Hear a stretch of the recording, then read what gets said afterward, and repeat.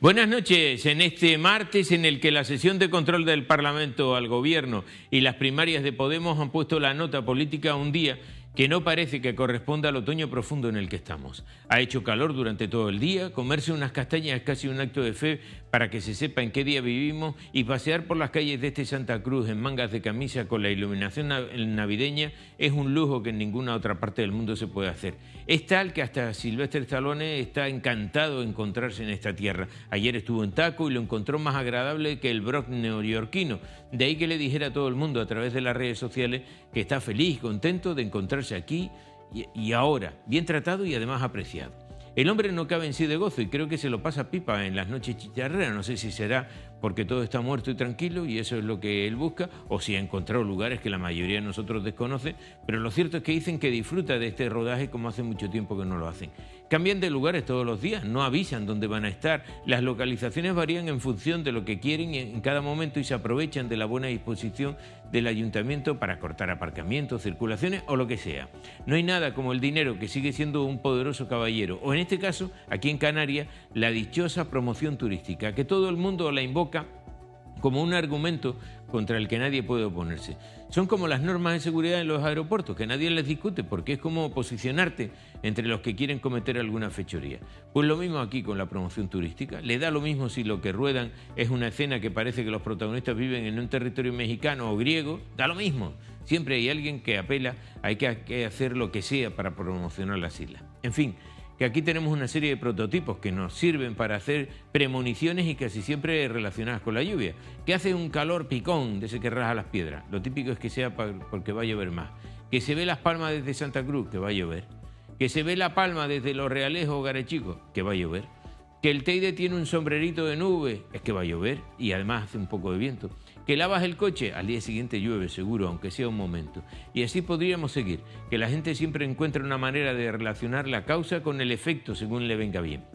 Hoy hemos conocido los resultados de las primarias en Podemos y han dado que Noemí Santana volverá a ser candidata a la presidencia del gobierno por segunda vez y que por Tenerife quien encabezará la lista será Manuel Marrero. Y respecto a los cabildos, María José Belda será la candidata de Podemos en Tenerife, al Cabildo de Tenerife. En La Laguna será María José Roca, quien le dispute a José Alberto Díaz el bastón de mando de la ciudad de los adelantados. Aún no se sabe quién irá a Santa Cruz. ¿A usted le suenan alguno de estos nombres? ¿Han lapidado a los de Si se puede y ya no estarán? ¿En qué lugar se queda Rubén Ascanio con todo lo que ese hombre ha buscado una moción de censura en La Laguna? ¿Y Fernando Sabaté qué hace ahora? Son preguntas que no tienen respuesta, por lo que es posible que ninguno de estos, a excepción de Noemí Santana, sean candidatos.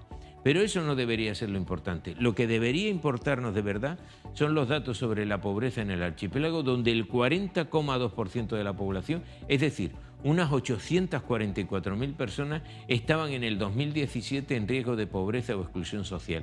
Y según el presidente del gobierno, Fernando Clavijo, es duro. Dice Clavijo que los datos son duros. Sí, lo reconozco, decía él. Y queda mucho por hacer. Todo esto después de que el diputado del PP, Acer Antona, criticase que la gestión del gobierno de las políticas sociales sea una verdadera calamidad, un desastre, un disparate.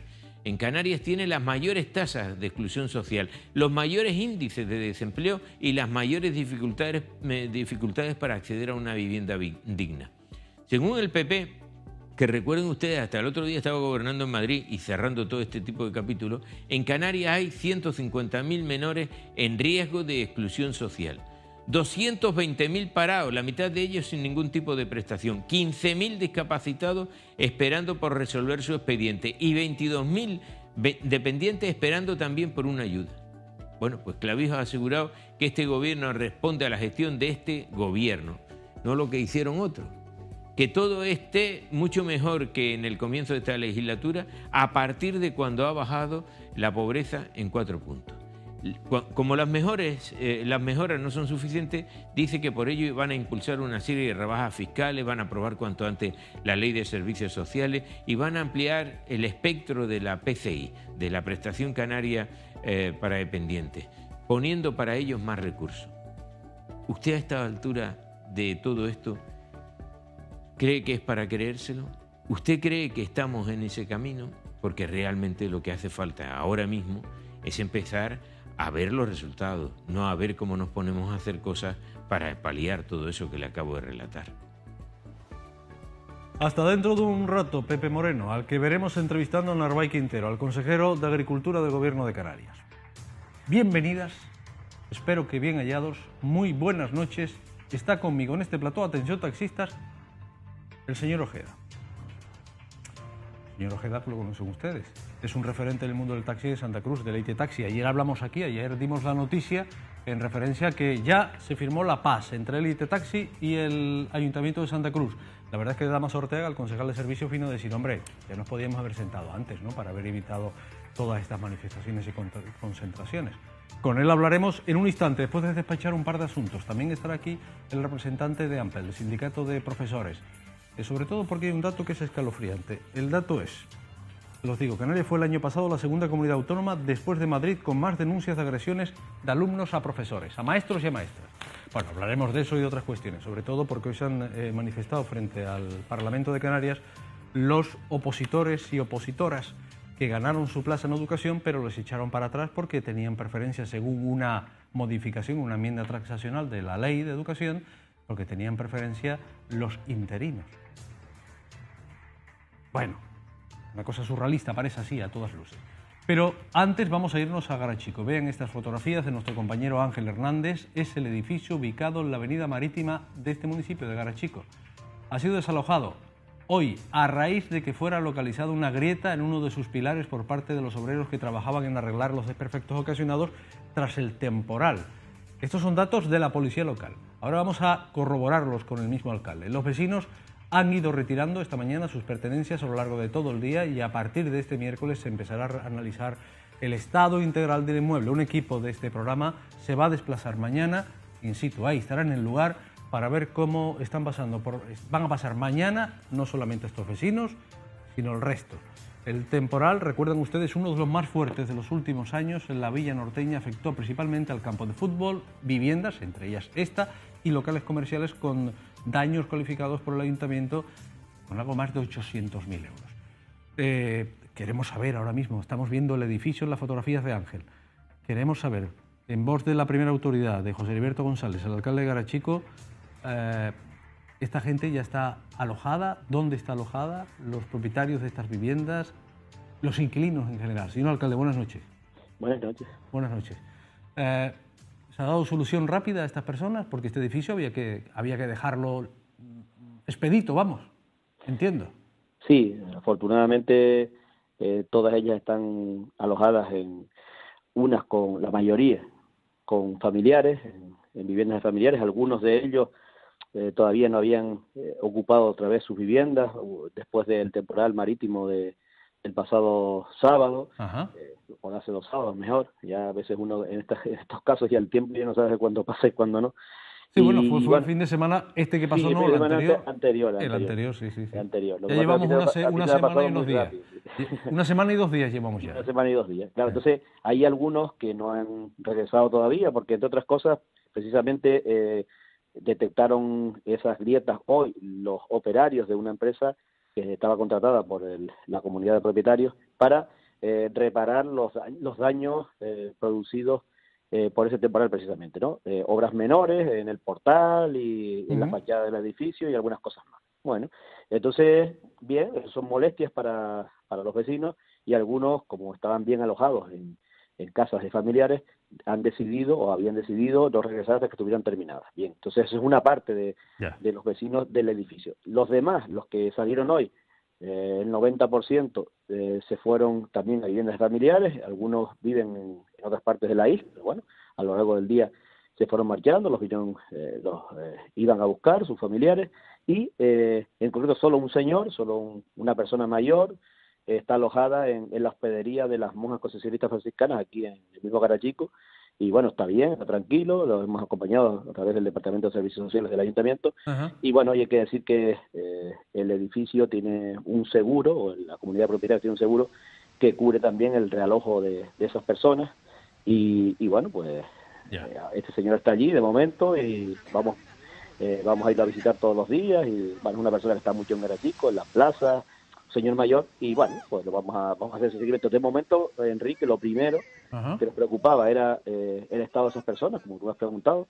Sí, Y claro. bueno, tenemos cierta tranquilidad en que esas personas están bien, están tranquilas relativamente, están con sus familiares, excepto este señor que está bien, está tranquilo y Sí. que nosotros hacemos un seguimiento. O sea, eso es lo primero, que lo que tenemos que tratar y lo que tú estás tratando Ujú. acertadamente, que es, bueno, pues la cuestión personal y la salud y la tranquilidad de las personas que allí están. Este edificio fue desalojado. ¿Este fue el edificio que Sí, se desalojó aquella noche?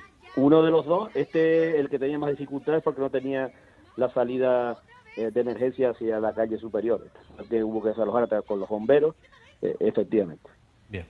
Señor alcalde, bueno, lo que se detecta es una grieta en un pilar. Ya hemos visto las fotos de nuestro compañero Ángel Hernández, vamos a volver a verlas otra vez. Y además en esas fotos también sale el señor del que usted estaba haciendo mención ahora mismo. Fotos, buena parte de esas fotos que veremos mañana en el periódico El Día. Quiero preguntarle, es un suponer, que diríamos, ¿no?, que esa grieta pudo haber sido ocasionada por el embate del mar. O a saber, claro, esto lo tendrán que determinar en las próximas horas los ingenieros o los peritos o los arquitectos, no lo sé. Probablemente, a ver, era un pilar, como casi todo ese edificio. A ver, yo entré, tuve la ocasión de entrar en un momento dado en la mañana, entré acompañado por los técnicos, que no es el ayuntamiento que tenía que intervenir, pero bueno, Ajá. yo permitieron que entrara y viera el estado de ese pilar y de otros, y todos estaban cubiertos por un recubrimiento de madera, desde que se hizo el edificio. A veces se hacen, sobre Ah, todo en aquella época, hace 30 y pico años, y se ponían a modo de zócalos unos mallembrados de madera, que a veces parece que protegen más, porque bueno, para que si salen humedades que no se vean, ujú, pero lo que hacen es crear más humedades dentro, ¿no? ya. Entonces, una vez que los operarios retiraron esa madera, porque ese pilar sí que fue tocado directamente por la entrada del mar, Claro. vieron que el estado del pilar, lo que vieron debajo y lo que se ve en la fotografía, Sí, sí. pues se observa perfectamente un pilar bastante deteriorado en cuanto a su estructura de hierro y de hormigón también. Entonces, no es difícil, no somos técnicos, pero no es difícil deducir que ese pilar ya estaba tocado, hacía posiblemente por otros temporales marítimos y por el estado, y porque en Garachico, en esa zona, hay otros edificios que suelen tener patologías de ese tipo, porque Mm, por la salinidad del mar, claro. sobre todo edificios a lo mejor hechos en la época en que está hecho ¿no? Bueno, pues Bueno. por unas razones o por otras, el pilar está en muy malas condiciones, otros también están mal, no como este, pero está, y la decisión que tomó el técnico de la comunidad de propietarios fue bastante prudente y entiendo que acertada, y que fue, bueno, ordenar la salida de la gente que estaba habitando el edificio en primer lugar, porque bueno, siempre la Bien, seguridad de las personas es lo primero, y bien. apuntalar alrededor de los pilares que se entiende que están en malas condiciones. Bien, A bien. partir de ahí, Sí. incluso él permitió también que luego esas personas que habían salido desde el primer momento sin nada, pudieran entrar después, en las horas posteriores, una vez que estaba apuntalado esas zonas sensibles del edificio, a sacar sus pertenencias más Muy básicas, bien. medicinas y otras cosas que ellos se llevaron para las casas donde ahora están alojados. Y bueno, ahora lo que está es el edificio tapiado, Vale. y mañana a primera hora van a ir los técnicos, los arquitectos contratados por la comunidad de propietarios, después se unirán también los del Ayuntamiento de Garachico y evaluarán la situación, y a partir de ahí pues habrá un comunicado Muy bien. donde se diga qué es lo que va a pasar. Alcalde, no puedo despedirle sin preguntarle, bueno, ya llevamos una semana y varios días, hemos cuantificado ya en más de 800.000 euros, hemos escuchado ayudas por parte del Gobierno, por parte del Cabildo Insular de Tenerife, Gobierno Regional y Cabildo Insular. ¿Se están sustanciando ya esas ayudas? ¿La gente está recibiendo ya algo? No, Dígame. porque precisamente estas 2 semanas son las semanas de los técnicos, las semanas de los peritos. Lo primero que tenemos que tener sobre la mesa son las valoraciones, sobre todo en las partes privadas, en la parte pública también, porque en la parte pública Sí. nosotros tenemos diferentes edificios, el campo de fútbol y otros edificios Ujú. públicos también asegurados. Ya los peritos han pasado, todos por los edificios varias veces, y estamos esperando las valoraciones que lleguen lo antes posible, entre esta semana y la semana que viene, a ver si, bueno, estamos de acuerdo los asegurados sobre las valoraciones que se han hecho, y ver qué tipo de valoración y cuánto se cuantifica las aportaciones del Consorcio de Compensación de Seguros. A partir de ahí tendremos que sustanciar las ayudas públicas. Evidentemente serán una base lo que aporte la compañía de seguros, porque es lo primero que hay que hacer. A partir de ahí, en la parte pública actuaremos las administraciones. En la parte privada, aparte de sus compañías de seguros, estamos trabajando en crear unas bases que se han empleado en otras partes de España a través del gobierno del Estado y en Canarias a través del gobierno de Canarias para ayudar para ayudas de emergencia en casos de temporales, en casos de catástrofes. Entonces, esas bases las estamos trabajando con los servicios jurídicos y esperemos que cuando ya estén las valoraciones que te dije antes, de los peritos en las compañías aseguradoras, pues nosotros podamos actuar inmediatamente. Bueno, una vez más, gracias por su gentileza. Muy amable, alcalde. Gracias a ustedes y estamos para eso, para informar a la población. Muy bien, gracias por haberse puesto al teléfono. Bien, edificio desalojado, no hay problema. Mañana vamos a desplazar un equipo ahí y vamos a conocer un poquito más de cómo están las circunstancias una semana y varios días después del maremoto. Recuerden ustedes, lo tuvimos en este programa hace unas fechas la temporada pasada, pero sigue el asunto. Las prótesis de cadera defectuosas. Esas prótesis de cadera de un metal que se ha ido metiendo, incrustando en el organismo de quienes lo llevan.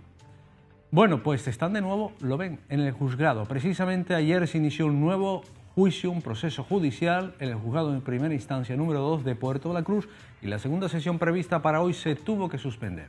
Ayer se trató el caso de Mari Carmen Mesa, paciente a la que se le implantó una cadera defectuosa que tuvo que ser reemplazada a los 7 años cuando su duración media estimada es de 15 o 20. Y hoy quedó pendiente el caso de Delia Molinesi, una palmera a quien el bufete de abogados Emilio Ortiz asocia el cáncer que padece con los altos niveles de cromo cobalto que tiene.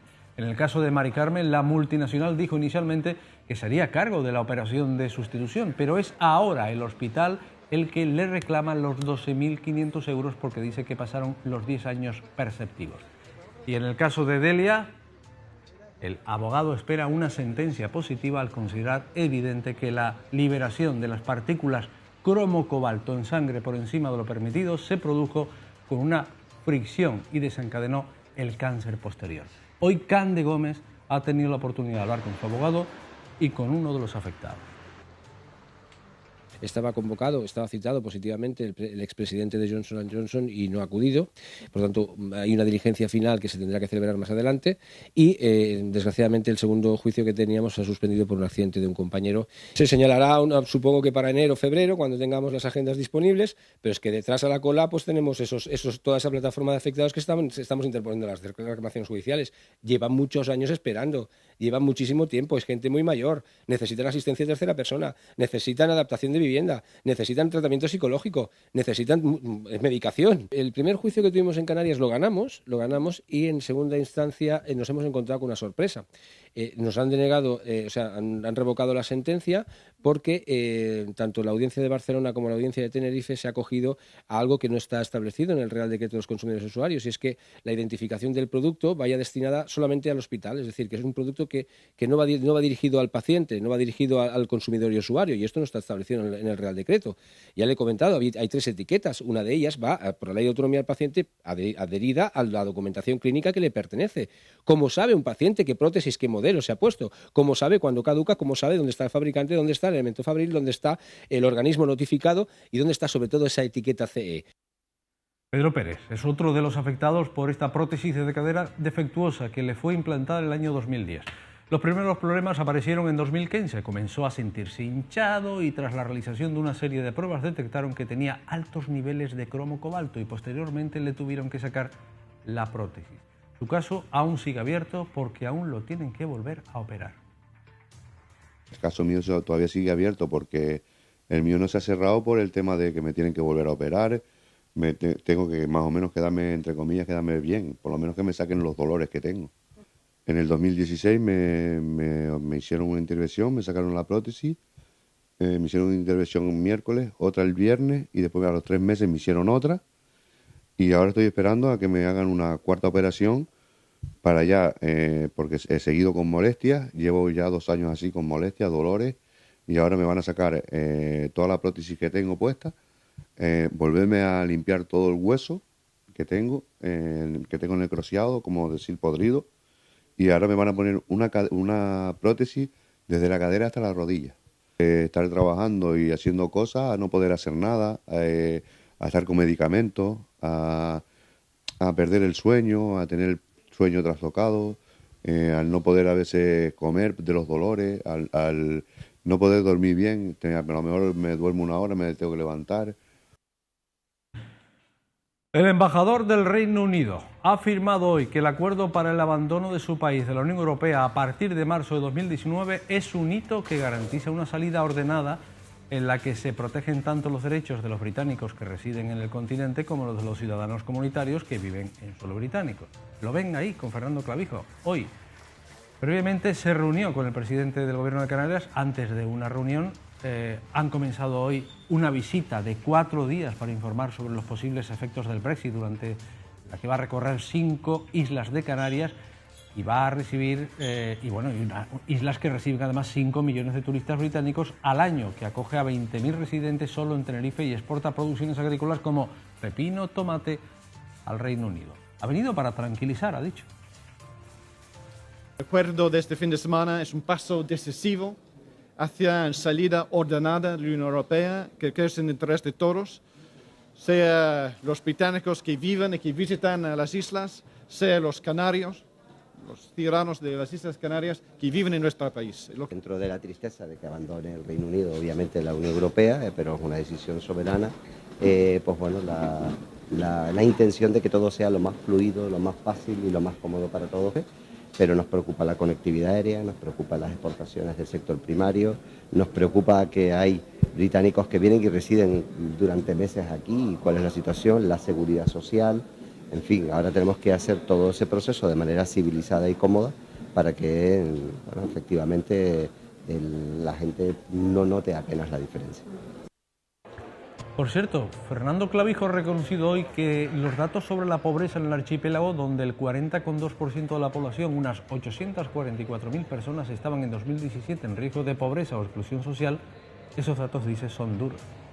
Los mismos datos son duros, palabras textuales, sí, lo reconozco, y queda mucho por hacer, según Clavijo. Insisto, lo estoy parafraseando. Y lo dijo después de que el diputado del PP, Asier Antona, criticase que la gestión del gobierno de las políticas sociales es una verdadera calamidad, un desastre, un disparate. Pues Canarias, dice Antona, tienen las mayores tasas de exclusión social, los mayores índices de desempleo y las mayores dificultades para acceder a una vivienda digna.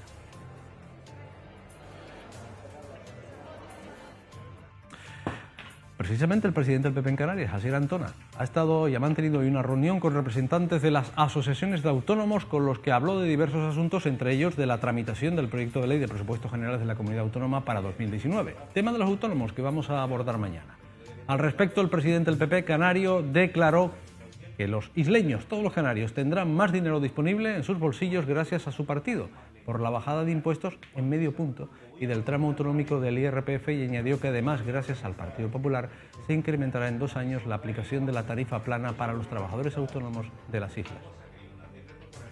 Canarias sigue siendo una comunidad engorrosa, una comunidad altamente burocratizada, y creo que lo que tenemos que contribuir los diputados y diputadas de Canarias es para hacer una revisión del marco legislativo que hay en el ámbito de Canarias. Canarias no puede asumir, ni los empresarios ni los emprendedores, la maraña burocrática a la que se encuentran todos los días cada vez que quieren poner en marcha una actividad económica. Las administraciones están para facilitar la actividad económica y no para que sea una especie de carrera de obstáculos a los que los empresarios, los autónomos, los emprendedores se enfrentan a diario. Antona vino a decir ahora que los problemas de movilidad en Tenerife no se resuelven solo con la firma del convenio de carreteras, sino que es necesario un plan de movilidad tanto interior como exterior. Exigir también a los responsables en estas competencias que tienen que hacer un plan de movilidad en la isla de Tenerife, que la isla de Tenerife no puede seguir soportando que un vecino de Los Realejos, de la Orotava, que quiera ir al sur o que quiera venir al área metropolitana, se pegue 1 hora, 2 horas o 3 horas para acudir a su puesto de trabajo. Esa cuestión es una cuestión fundamental. Y aquí hay un responsable claro, que es quien tiene las competencias en esta materia, que es el Cabildo Insular de Tenerife y el Gobierno de Canarias. Y por tanto, no es solamente exigir la firma de los convenios de carretera, sino es hacer un plan de movilidad interior y también vamos a pedir un plan de movilidad exterior. Cuando estamos hablando de internacionalizar la economía canaria y irnos al continente del África Occidental, de nada sirve que lo pongamos en un texto del régimen económico y fiscal si no potenciamos la movilidad, los flujos de mercancías, los flujos de comunicación entre Canarias y el continente africano. El Parlamento de Canarias guardó este martes un minuto de silencio y a través de su presidenta Carolina Darias leyó una declaración institucional de la Cámara con motivo del Día Internacional de la Eliminación de la Violencia contra la Mujer. La Organización Mundial de la Salud ha informado que un 38% de las mujeres que mueren en todo el mundo lo hacen a causa de la violencia de género, y entre ellas un 30% son víctimas de las personas con las que han decidido compartir su vida. Más del 40% de las trabajadoras de la Unión sufren acoso en el trabajo. Además, fundaciones y entidades de protección de la infancia indican que cada 3 segundos una niña es obligada a casarse.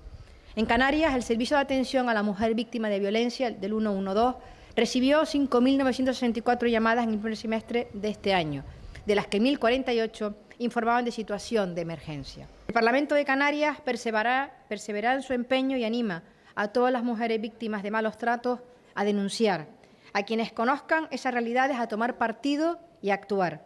Ellas deben saber que las apoyamos, que hay esperanza y que no están solas a la hora de construir una nueva vida.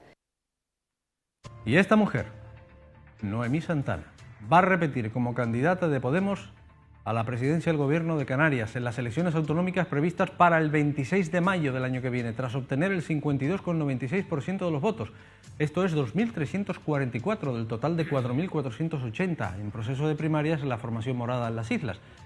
Según el partido, Juntas Más Fuertes de la secretaria general en el archipiélago ha vencido a la lista Todas a Ganar 2019 encabezada por Mari Carmen Martín, que consiguió el 39,92 de los votos. Junto a Santana ha salido elegidos por Tenerife, como hemos visto, Manolo Marrero, que encabezará la plancha del Parlamento por esta isla al obtener el mayor respaldo en el proceso de primarias. Laura Fuentes será el número 2 de Tenerife en esa lista. Respecto al Cabildo, lo hemos visto, será María José Belda la que encabece la lista. Belda es actualmente consejera de Podemos en el Cabildo. Y sobre las principales ciudades, La Laguna. La lista de Podemos a La Laguna la ganó ella, María José Roca, actual concejal también. Aunque hay que matizar que La Laguna van en una coalición, Unidos Podemos, y entonces ahí ya se verá quién va a ser el número 1, porque está Si Se Puede, Unidos Podemos, Podemos, Equo, etcétera, y otras formaciones. Pero bien, la que va como representante de Podemos, María José Roca. Y la candidata de Podemos a la presidencia del Gobierno, Noemí Santana, ha hablado hoy. Ha valorado su apabullante participación, más bien los votos, ha valorado lo apabullante de la participación, insisto, con 4.500 votos, pero por supuesto ha valorado que ha tenido prácticamente un paseo, el 53% de estos fueron para Santana. Conocido cuál va a ser la alternativa a Coalición Canaria. Estamos muy satisfechos desde la organización autonómica, sobre todo por el grado de participación en estas primarias, en las cuales han votado unas 4.500 personas. Hacía bastante tiempo en Podemos que no participaba tanta gente activamente en unas primarias, y eso es motivo para estar contentos. Creo que las inscritas y inscritos nos han dicho que toca dar la batalla de manera unitaria, que hoy tenemos un Podemos más fuerte que nunca. Hemos tomado nota de cómo han hablado ellas y ellos a través de las urnas, y vamos a dejarnos la piel por ganar esta tierra para ponerla a disposición de la gente. En un instante estará aquí Miguel Ojeda, presidente de Elite Taxi. En un instante ya nos venimos a Santa Cruz. Miren esto, varios empresarios y vecinos de la zona de La Rotonda, Pedro Mendoza, en La Salle, han denunciado la presencia de ratas en el entorno. Un problema que durante los últimos días ha sido mucho más visible. De hecho, la semana pasada los empresarios vieron cómo los roedores andaban a sus anchas por la zona, e incluso uno de ellos intentó acceder a un establecimiento sin éxito, puesto que un cliente lo evitó. Los empresarios piden al Ayuntamiento de Santa Cruz que haga una batida de desratización por la zona de inmediato.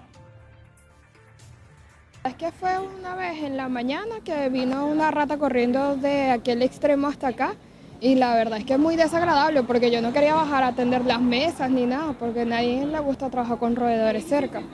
Pero nada, se regresó por donde vino y ya la mataron, un coche. ¿Y los clientes? No, tenía unas clientas abajo que obviamente subieron para la cafetería porque les daba miedo. Cualquiera le da miedo tener un ratón cerca. ¿Pero es una situación habitual? No, es la primera vez que me pasa en un año y algo que llevo aquí. Generalmente salen, pero ese día salió uno grande y vamos, y andó toda la plaza. Pero otros días han salido, pero se van rápido. ¿Los clientes? Alarmando total, tú sabes, se levantan, gritan, miedo, asco. Ratón, tiene 2 veces viene de aquí y de primera veces son mucho grandes, era grande tamaño, y segunda veces no mucho grande, pero también son grandes, y pasa a la calle.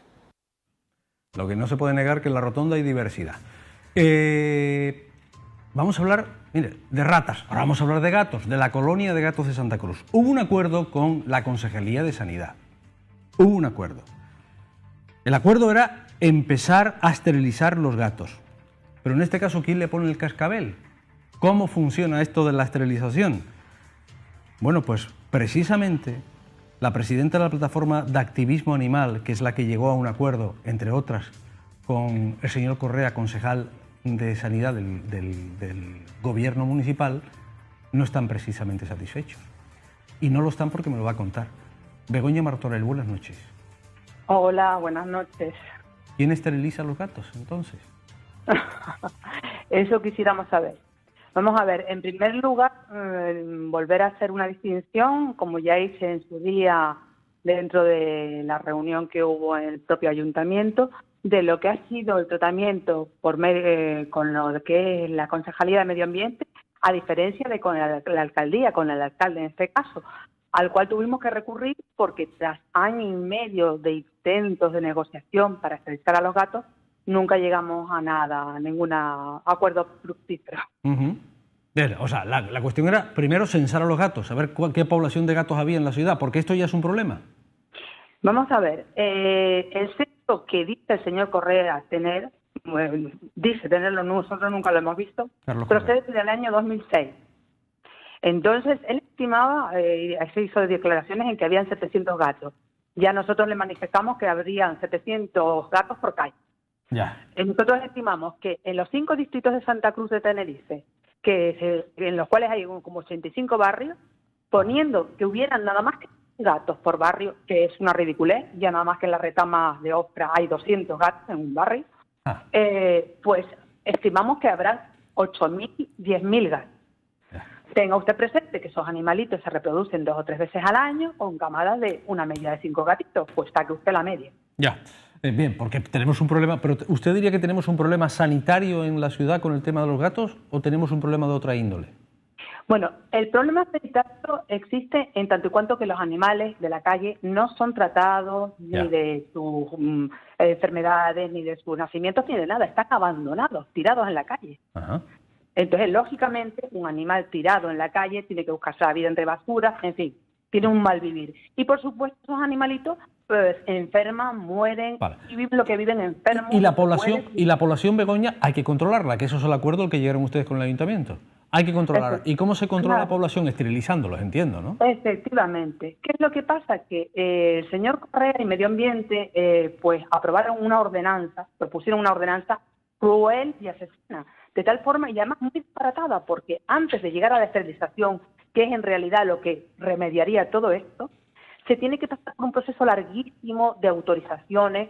Primero hay un censado de todas las colonias de Santa Cruz de Tenerife, después la autorización de ese censo, después, o sea, un protocolo inmenso para llegar finalmente a lo que es la esterilización. Sí. Por otro lado, además, recurren al exterminio de los gatos, porque al mandarlos arriba a albergues que no tienen cabida para ellos, pues no queda otra, o sea, por colmatamiento no se pueden mantener tantos animales. Entonces, por eso es uno de los razonamientos por los cuales se ven tantas ratas. No hace falta gastar en raticidas, que además son malos para los humanos y para los animales. El gato, con su propio olor, hace marcaje y no pasa una rata donde hay un gato, por el olor. Ya. Vale, pero espera un momento que me acabo de despistar. Ya, eso está claro, ya está claro. Tú tienes una finca, un gato y ya tienes controlado los ratones. Eso lo tengo clarísimo.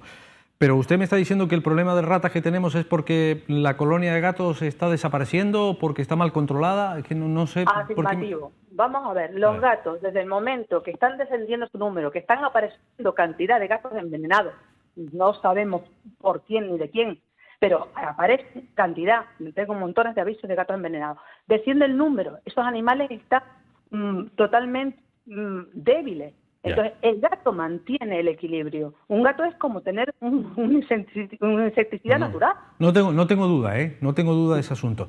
Pero bueno, pero estamos con el tema de la campaña de esterilización de los gatos. ¿Qué sería? Una esterilización selectiva y, en todo caso, ¿quién va a esterilizar los gatos? Porque me está diciendo usted que esto se está alargando en el tiempo, pero esterilizarlo lo tendrá que hacer un veterinario, digo, ¿no? Efectivamente, o sea, nosotros pedimos por fin ser recibidos por el alcalde, ya que las discusiones estaban enconadas y Medio Ambiente no quería ceder al todo protocolo pesado y largo del proceso. Entonces, por fin, llegamos a celebrar 3 reuniones con el alcalde, en las cuales el señor alcalde desvinculó lo que era el tema de las esterilizaciones de lo que es la ordenanza, que yo francamente pienso que tiene que ser derogada, es asesina. Es mi lucha pero en animales, es horrorosa. Entonces, ya por fin, cuando se desvincula lo que es el tema de la esterilización, de todo el protocolo horroroso de la ordenanza, llegamos a que vuelve a caer en manos de Medio Ambiente para que ellos gestionen, pues supuestamente, las instancias para empezar ya por fin a esterilizar. Esta reunión se celebró el 26 de septiembre. Nos dijeron que en un mes, Medio Ambiente dijo que en un mes ya estaría pues retocado el decreto que editó para la esterilización y ya empezaríamos. Estamos a 29 de noviembre, ¿no? Sí. Y todavía no hemos empezado. Y todavía, lo que es peor, la única veterinaria que concursó por 15.000 euros brutos para este tema de la esterilización, porque fue una tasación muy baja y solamente fue una veterinaria la que optó, la que concursó, no tiene dadas las órdenes claras de esterilizar a los gatos sin tener que ponerlos a nombre de los voluntarios. ¿Usted imagina ese disparate? O sea, que al gato hay que ponerle un microchip. Efectivamente, a nombre del voluntario, o sea que yo tendría que poner 76 gatos a mi nombre que están en la calle, cosa que es totalmente ilegal. Vaya. Yo no puedo tener un animal en la calle. Vaya. Begoña, tengo que dejarlo aquí, pero lo ha contado todo y muy bien. Se lo agradezco. Vamos seguimos tras la pista. Ojalá nos emplacen otro día porque habría mucho que decir. Y pienso una cosa. Seguimos tras la pista. Hay otros 50.000 mascotas censadas. Esto quiere decir que por lo menos 1.300.000 canarios tenemos animales. Bueno, me parece tan interesante que vamos a tener que invitarla aquí al plató. Pues muchísimas gracias. Venga, gracias Begoña, un abrazo. Buenas noches. Este es un acercamiento. A ver, señor Ojeda, muy buenas noches. Si los gatos cogieran el taxi, teníamos clientes suficientes, ¿eh? Muy buenas noches. Muy buenas noches. Que entre los gatos y las gatas, la verdad que sí. Mire, vamos a ver unas fotos y ya introducimos el tema por el que le hemos invitado. Este señor se llama Sylvester Stallone, cuelga en su red de Instagram un vídeo mientras graba Rambo 5. Vamos a verlo, venga, que está haciendo promoción internacional. Ahí lo tiene, escucha. Manda a la policía.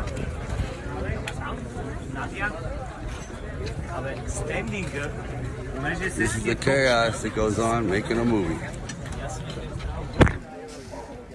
Bien, bueno, pues tenemos a ustedes se les ha dificultado mucho esto. Está grabando Rambo 5, deja el comentario que dice el caos que se monta cuando grabas una película y además está muy contento por el lugar. Dice que es la mejor localización que hay. Hay una segunda publicación, esta, donde dice que ha resultado ser un gran lugar para grabar. Este resultó ser un gran lugar para filmar Rambo. Este área resultó ser un gran lugar para filmar Rambo. Está poniendo Sylvester Stallone la isla por encima. ¿Ustedes la grabación les dificulta algo? Bueno, yo ante todo, perdóname antes de contestarte a esa pregunta, buenas noches. Si nosotros llegamos a decir que vamos a ocasionar un caos o lo sentimos por el caos, como en efecto lo hemos hecho, nos matan. Esperemos que... Bueno, creemos que Rambo se puede defender bastante mejor que nosotros, ¿no? Pero todo lo que suceda en la ciudad, evidentemente... ¿Pero ha sido un caos el rodaje de Rambo para el tráfico? Sí, lo ha sido. Sí, a nosotros nos ha perjudicado desde que Santa Cruz es como es. Desde que cierren un poquito cualquier cosa, mira el Black Friday, la que se montó en Santa Cruz. O sea, nosotros, mucha gente decía, se hicieron ustedes, no hicimos nada. Decían, las paradas vacías, claro, si estábamos los taxis todos metidos en la cola. No se olviden nunca que el carril bus taxi es nulo. Santa Cruz no funciona el carril bus taxi. Y lo peor no es que funciona, no. Es que no lo hacen funcionar porque está. Pero no lo hacen funcionar, entonces la gente dice, ¿para qué voy a coger un taxi? Si cuando el taxi tiene que ir por el carril bus taxi para darme la opción, va a estar igual de tráfico que el otro. Y cuando digo carril bus taxi no me refiero al que baja de la autopista por la parte interna, que ese hasta el día de hoy funciona muy bien. Sí, claro, porque ese está... Si hablo del carril bus taxi. Ahí, sí, no, ahí te pueden multar. Ahí te multan. Pero hablo del carril bus taxi bajando Bélgica, bajando trasera de los centros comerciales. Bueno, el carril bus taxi que ha existido toda la vida, pues en Santa Cruz prácticamente pues no se respeta, ¿no? El alcalde de Santa Cruz, José Manuel Bermúdez, alcanzaba ayer un principio de acuerdo con los representantes de Leite Taxi acerca de sus reivindicaciones en materia de rescate de licencias y modificación de la tarifa. Las conclusiones de este encuentro se celebró a petición de la agrupación Leite Taxi y serán abordadas próximamente, señor, en la mesa del taxi. Estamos hablando de rescate de licencias. Pero bueno, yo leí el comunicado ayer y el señor Damaso Ortega, que es el que se reúne con ustedes, estas son imágenes de archivo, ¿eh? Pero Sí. bueno, pero ustedes no han parado. No, son parecidas a todas. Ustedes no han parado. Ustedes han colapsado esta ciudad varias veces ya, así que no queda. Lamentablemente, sí. Pero ha sido la única posibilidad que han tenido para al final sentarse con el... Porque tenemos otras imágenes de archivo aquí, al final veremos una reunión con el señor Damaso Ortega. Le voy a contar un tema curioso. A ver. Dicen que todo esto se podía haber evitado con una reunión. Sí, eso Yo, lamentablemente, tengo que decir que no es así. Y me explico. Hace 15 días, 10 días, nos reunimos en la mesa del taxi y en la mesa del taxi, a las peticiones que se hicieron, se nos dijo que no. A lo único que se nos dijo que sí fue a la petición de unas paradas de taxis, pero a las peticiones importantes que nos llevaban a salir a la calle, se dijo que no rotundo. Por lo consiguiente, ante esa negativa, no nos vemos en otra necesidad que salir a las calles. Pero déjenme hacer un matiz. Es que ustedes son muchos, ¿eh? Pero también hay muchas vacas en Tenerife y yo he visto los señores con las vacas manifestándose alguna vez. Yo he visto los señores que manejan los tractores manifestándose.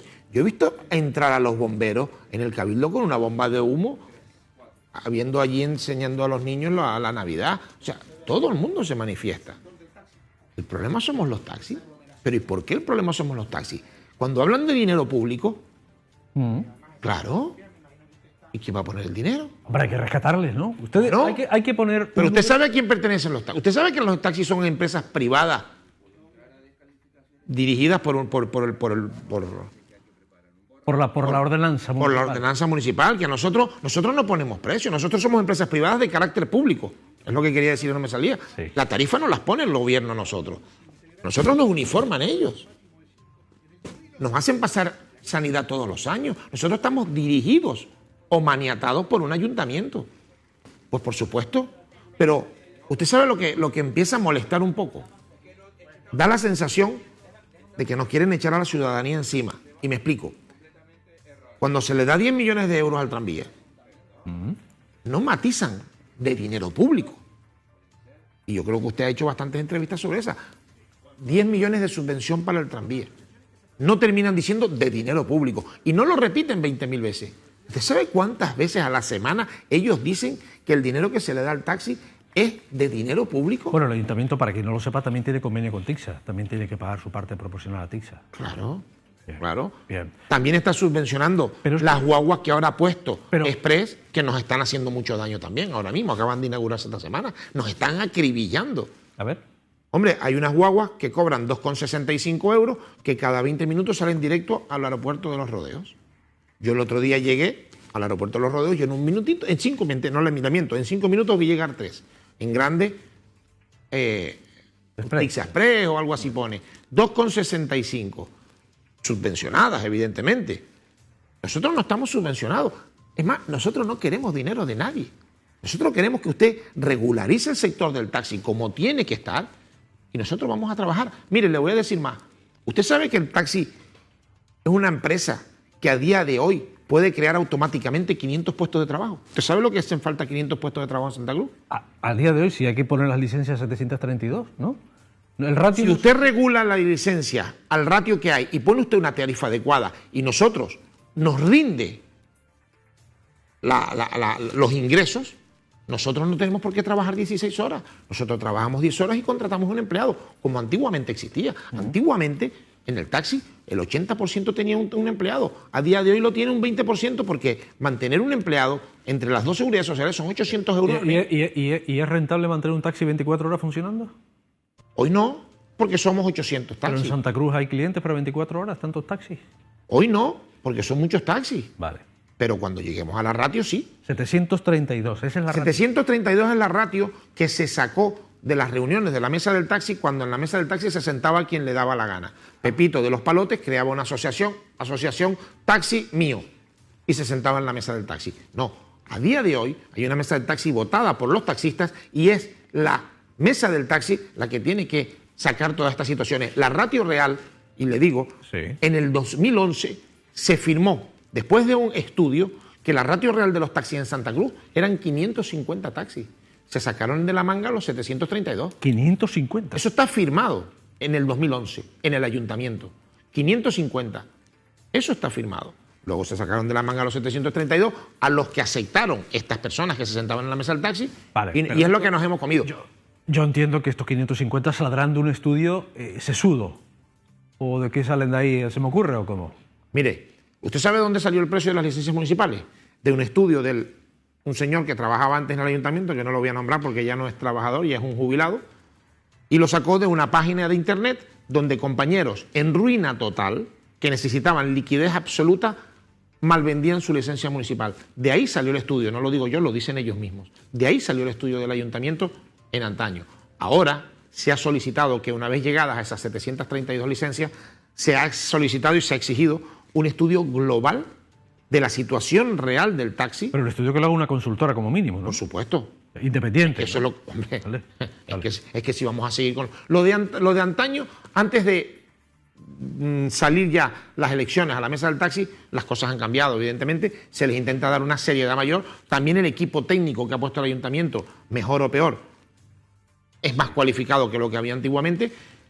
Y lo que hace falta es voluntad política. ¿Ustedes tienen el 60% de la mesa del taxi? Sí. ¿Elite Taxi? Sí. ¿Tienen, casi el 60%, sí. Tenemos una diferencia de 40% con el segundo. O sea, la mitad, a ver si no me equivoco en mis datos, la mitad del sector está afiliado, son socios de Elite Taxi. Nosotros tenemos un 50% de afiliados del sector del taxi, que quiere decir ¿Y el otro 50% está en varias...? El otro 50% está... Fíjense que nosotros estamos en torno a 420 socios. Ajá. 420, sí. Y la siguiente tiene en torno a 114, 115. Entonces, ahí están vamos, más claro imposible, ¿no? De todas maneras, quiero dejar claro una cosa. Hubo una reunión ayer. Sí. ¿Con el alcalde y con Damaso? Con el alcalde, con Damaso y con Juan Domingo, el director, en el que verbalmente se acordaron una serie de situaciones que desde aquí quiero dejar muy claro. El sector está muy quemado, pero muy quemado. Nosotros no vamos a esperar 20 días a que se celebre la mesa del taxi. Nosotros le hemos dicho al alcalde, y se nos está escuchando, que evidentemente nos estará escuchando hoy, nosotros no vamos a esperar 20 días. Nosotros necesitamos que ya, como bien nos dijo ayer, en un plazo máximo de una semana, 10 días, se presente la solicitud para la mesa del taxi, que nos envíen la correspondiente fecha de la próxima mesa del taxi, para que se entregue por escrito y firmado los acuerdos alcanzados el día de ayer, porque le hemos dado la palabra, nos han dado la palabra y se la hemos aceptado ayer. Señor Ojeda, en esa mesa del taxi se tiene que hablar de las licencias, o sea, del rescate de las licencias, ¿no? A 32.000 euros por barba. Y se tendrá que hablar también de las tarifas.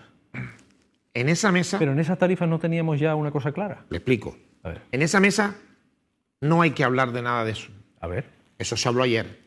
Les recuerdo que en la mesa del taxi se sientan 3 asociaciones, de las cuales una es Elite Taxi Tenerife, que es la mayoritaria, la segunda es Teletaxi y la tercera es San Marcos. Estas 2 asociaciones en ningún momento han participado en ningún tipo de debate y, por lo que se ve, no están ni lo más mínimo interesados ellos, como asociación, en lo que se solicita. Sin embargo, como dato curioso, en las manifestaciones y como socios nuestros hay diversidad de asociados a estos radiotaxis, porque importante es que Elite Taxi Tenerife, nosotros no somos radiotaxi. Podemos tener agregados socios de cualquier otro radiotaxi o emisoras o incluso cooperativas. Bien, dicho esto, mañana en la mesa del taxi, cuando suceda dentro de una semana, el ayuntamiento lo único que tendrá que hacer es informar a los otros del acuerdo llegado ayer, porque de nada sirve que nos hayamos sentado ayer para llegar a un acuerdo para que ahora lleguemos a la mesa del taxi y la minoría, porque es la minoría, diga que no. ¿Cómo usted le va a preguntar a un señor que tiene un 4% y tomar sus decisiones? Porque el tercero tiene un 4%, 28 o 30 taxis.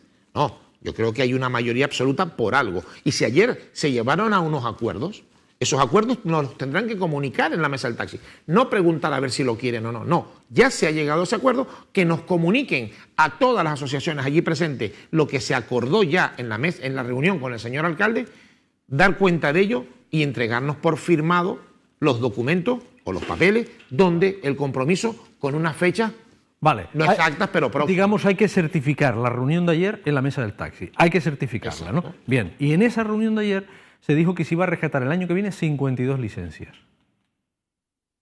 con dinero público. La pregunta es, que le vuelvo a decir otra vez, ya usted me ha explicado el tema del tranvía, de las guaguas y demás. ¿Pagan los ciudadanos de sus impuestos el rescate de las licencias para que haya paz en el sector? 32. ¿Por qué tienen que ser 32 y no 19, por ejemplo? No. ¿Y por qué no 40 como hace X años? No, o que lo bajaron a 28. Bueno, ¿quién pone el precio de 32? El precio lo puso el ayuntamiento. Nuestras licencias tienen un precio y vuelvo a decir, ese dinero con el que se pagan las licencias del taxi, también de ahí sale el sueldo de los políticos, y los políticos están para hacer que nuestras empresas funcionen. No lo digo yo, lo dice la ley del Gobierno de Canarias. Nuestras empresas tienen que ser viables. Si no, por eso se rescatan.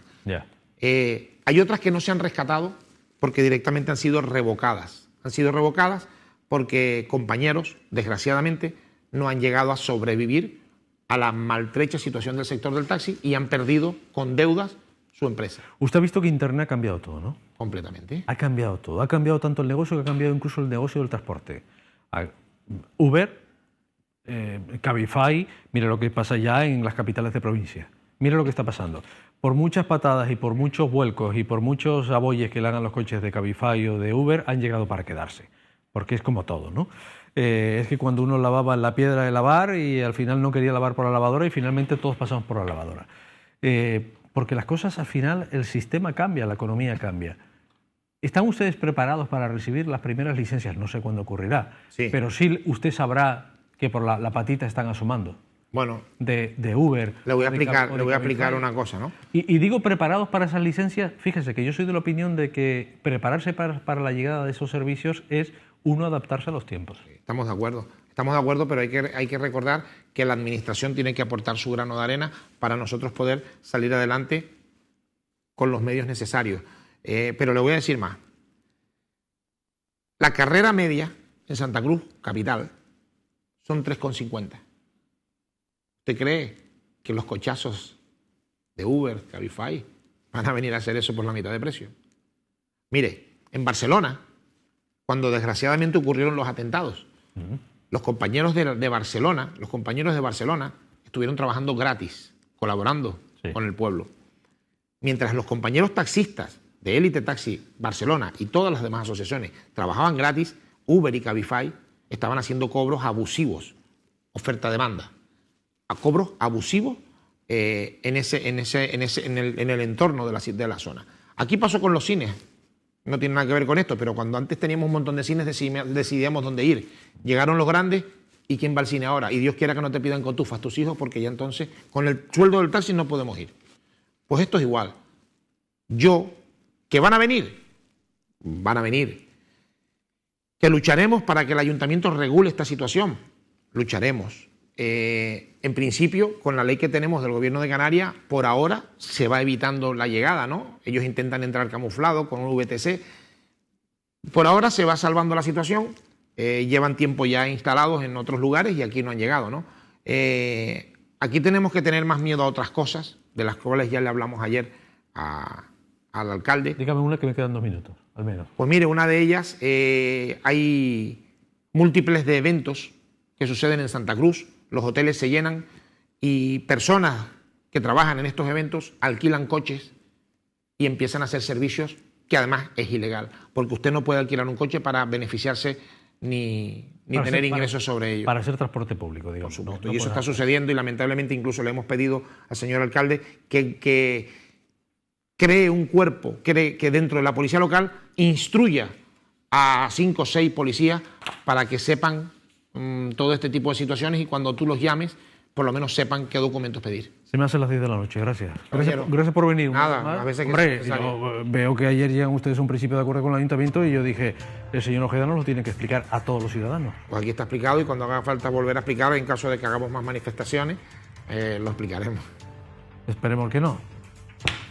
Un abrazo, gracias, buenas noches. Buenas noches.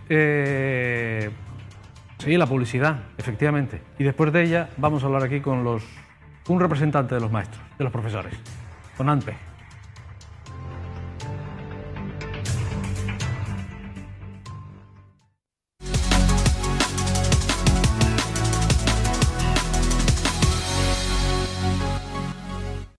Pepe, a las 1:30 estará aquí con el consejero de Agricultura, Narváez Quintero. Pero antes nosotros con el presidente de ANPE, en un instante, con Pedro Crespo. Pero este fin de semana la Universidad de La Laguna, a través de su aula cultural de enoturismo y gastronomía, y el Ayuntamiento de Garafía, en la isla de La Palma, han celebrado unas jornadas formativas en el ámbito vitivinícola que posibilitan la formación, el empleo y el ocio. Y esto en los aledaños de San Andrés. Mañana es el descorche del vino, en la Casa del Vino. Mañana lo vamos a dar aquí en directo. Pero antes de eso, Vanessa ha dado una vuelta por la UL. La Universidad de La Laguna, a través de su aula cultural de enoturismo y turismo gastronómico y el Ayuntamiento de Garafía, apuestan por la formación en el ámbito vitivinícola a través de varias iniciativas que se han llevado a cabo en el municipio este fin de semana. En concreto, se han celebrado 2 iniciativas en el ámbito del vino que han cubierto las necesidades formativas y la promoción de la cultura del vino, en la que han participado en torno a medio centenar de personas.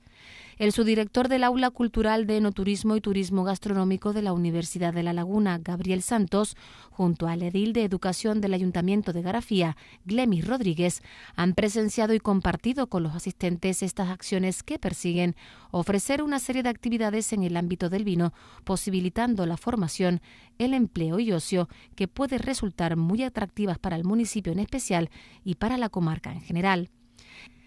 El Centro Multiservicios de Llanos Negros ha sido la sede que ha acogido las actividades, entre las que destaca la impartida por el doctor en Ciencias Biofarmacéuticas por la Universidad de La Laguna, Jesús Enrique de las Heras, un taller práctico de detección de defectos del vino a través del análisis sensorial del vino, conociendo las principales sensaciones y aprendiendo a describirlas adecuadamente. Gracias, Vanessa. Mañana te volveremos a ver. Bueno, y antes de que acabe el programa, con la información meteorológica. Las agresiones a profesores en las Islas Canarias han bajado durante 2017-2018 hasta 147 casos, frente a los 155 del ejercicio anterior, aunque ha habido un aumento de la violencia a través de insultos en las redes sociales, un total de 29 casos. Señor Ampe, el WhatsApp es el demonio. No, depende. A ver, yo les voy a explicar. Mire usted, yo no quiero que me metan los padres de mis hijos en el WhatsApp. No quiero grupos de WhatsApp. No quiero. No quiero que me estén cuestionando continuamente a la profesora de inglés, que estén cuestionando el de matemáticas, que estén cuestionando el de filosofía. No puedo, es un sinvivir. Y además hay gente que realmente se entretiene en el WhatsApp despedazando al maestro de turno, ¿no? Porque simplemente no ha sido de su agrado, ¿no? Y no ha sido complaciente con su hijo, lo que ha creído, ¿no? Y yo he dicho, vaya, mi padre antes no tenía WhatsApp, ¿no? Y mi madre tampoco, entonces voy a seguir prescindiendo del WhatsApp para este tipo de comunicaciones. ¿Ese es el dato al que se refieren los 29 casos a través de insulto en redes sociales? No, ¿También cuentan los WhatsApp, que es una red social? Sí, cuentan. Hay algunos casos justo de los que comenta y desde luego que coincido. Si bien no es una cuestión generalizada, hay muchos grupos de WhatsApp que hacen una muy buena función, pero perfectamente. Ahora, los casos que llegan son muy tristes y tú lo dices, es decir, hay temas también de acusaciones falsas, hay temas de calumnia, incluso de situaciones que se hacen muy desagradables y desde luego en la mayor parte de los casos sin la posibilidad incluso de defensa del propio docente. La gente, mire, señor Crespo, aunque la entrevista va de lo que va, déjeme decirle que la gente piensa muy poco. O sea, piensa muy poco antes de publicar las cosas. Uno ve unas cosas publicadas en Facebook, por ejemplo, que tú dices, pero alma de cántaro, ¿cómo se te ocurre decir estas cosas en público, ¿no? Sí, sí. Claro, está bien que las digas en la barra del bar, pero va a quedar ahí entre 4 y además con 2 cervezas. Pero llevarlo a la red social, no solamente eso. Yo he visto cosas compartidas en Facebook que basta que te des una vuelta por internet para que veas que son un bulo. Pero le dan marchamo de credibilidad. Claro, claro. Y lo dicho ahí queda. Claro. Lo dicho ahí queda, ¿no? El problema es que no sé si es un descuido o una ignorancia supina. Yo creo que es lo segundo, ¿no? Sí. La gente no tiene constancia, no sabe que estas cosas vuelan, no sabe que esas cosas además sirven para denunciar a alguien. Sí, sí. Son pruebas. Son pruebas para denunciar a alguien, ¿no? Y cuando empezamos a hablar del maestro y empezamos a hablar de que lo extrapolamos a la vida pública, que al fin y al cabo son las redes sociales, ahí se está cometiendo un delito. Sí, sí, y además... se está difamando, ¿eh? Y además también algo grave es que es el ejemplo que le damos a nuestros hijos. Claro. Si papá y mamá hacen eso, o se pueden enterar, porque a veces se pueden tener conversaciones al respecto, y los niños y las niñas, incluso en edades tempranas, los oídos los tienen bien abiertos, mucho más que nosotros a esas edades, y lo oyen, y después pues son reflejo de esa realidad. Ayer tuve una entrevista aquí en vía telefónica con un funcionario de prisiones que se quejaba. Oiga, cuando alguien pega a un profesor, decía, usted me corregirá, el juez lo ve que es un atentado a la autoridad. Cuando un preso nos atenta a nosotros, no somos una autoridad. Bueno, se quejaban de su problema interno con el Ministerio del Interior. No estoy comparando un caso con el otro. Pero ¿está en lo cierto ese funcionario cuando dice que cuando se trata un caso de un altercado contra un profesor, se está hablando de un atentado contra un agente de autoridad, entre comillas? Es lo único, casi yo me atrevería a decir, o prácticamente lo único de positivo que introdujo la LOMSE. Justo la consideración de autoridad pública para el docente, regulado en el Código Penal, el artículo 55 del Código Penal, que lo recoge en esta línea, y al ser considerado como autoridad pública, pues tenemos lo que es el principio de veracidad, que es algo yo entiendo que es positivo, y sí, está considerado. En la práctica los efectos no son demasiado halagüeños, pues porque muchas veces se ha considerado como delito, y bueno, son pues 100 euros, 150 euros, ¿no? Bueno, pero bueno, ya la gente con entrevistas como estas lo va sabiendo, ¿no? Eso esperamos. Y esto lleva, por ejemplo, a esta sentencia del 11 de septiembre de 2018, que aquí está en vigor la LOMSE, en la que falla. Sí. Esto es en Gran Canaria, estaba mirando el juzgado, no lo encuentro ahora mismo, pero bueno, es en Las Palmas de Gran Canaria, tal. Falla que debo impongo a la menor. Las menores. Las menores, como responsables del concepto de autores de un delito leve de amenazas previsto y penado en el artículo tal del Código Penal, y la menor responsable de un delito contra la intimidad y el derecho a la propia imagen previsto, el párrafo no sé qué. A 4 meses de realización de tareas socioeducativas con el contenido propuesto por el equipo técnico en su informe, y 9 meses de realización de tareas socioeducativas a la otra con el contenido propuesto por el equipo técnico. ¿Esta es una sentencia ejemplar? Pues sí, nosotros entendemos que ayuda. Se trata las dos menores. ¿Qué edad tenían las menores? Las menores tenían 16 años. La situación además fue reincidente porque el curso anterior lo volvieron a hacer, también con la misma docente, y ahí lo que hicieron fue provocar a la profesora en el ejercicio de su función, dando clase. Una de las alumnas provocó la reacción de la profesora, y mientras la otra la grababa, y lo que hicieron fue subir a redes sociales, a Instagram en este caso, la grabación, mofándose de la docente. Es decir, existía la prueba, como bien dice, y lo denunciamos desde el sindicato, y bueno, pues la juez en este caso tuvo una sentencia como nosotros entendemos que se debe tener, en este sentido, ¿no? De labores socioeducativas de 4 y 9 meses para cada una de las alumnas. Aquí dice que ha bajado el dato, 147 a 155. Bueno, no es... Unos cuantitos menos. Vamos, con un caso, 2, 3 casos ya sería grave, ¿no? Yo creo que sí que es importante también el reseñar que no la comparativa, o sea, de lo que estamos hablando son los casos que en Canarias deciden llamar al servicio del defensor del profesor. De estos casos hay algunos que son agresiones físicas, los 9, los menos en este caso 9 casos, pero la gravedad es que en la práctica totalidad de los casos lo que se plantea es que el docente no puede dar clase.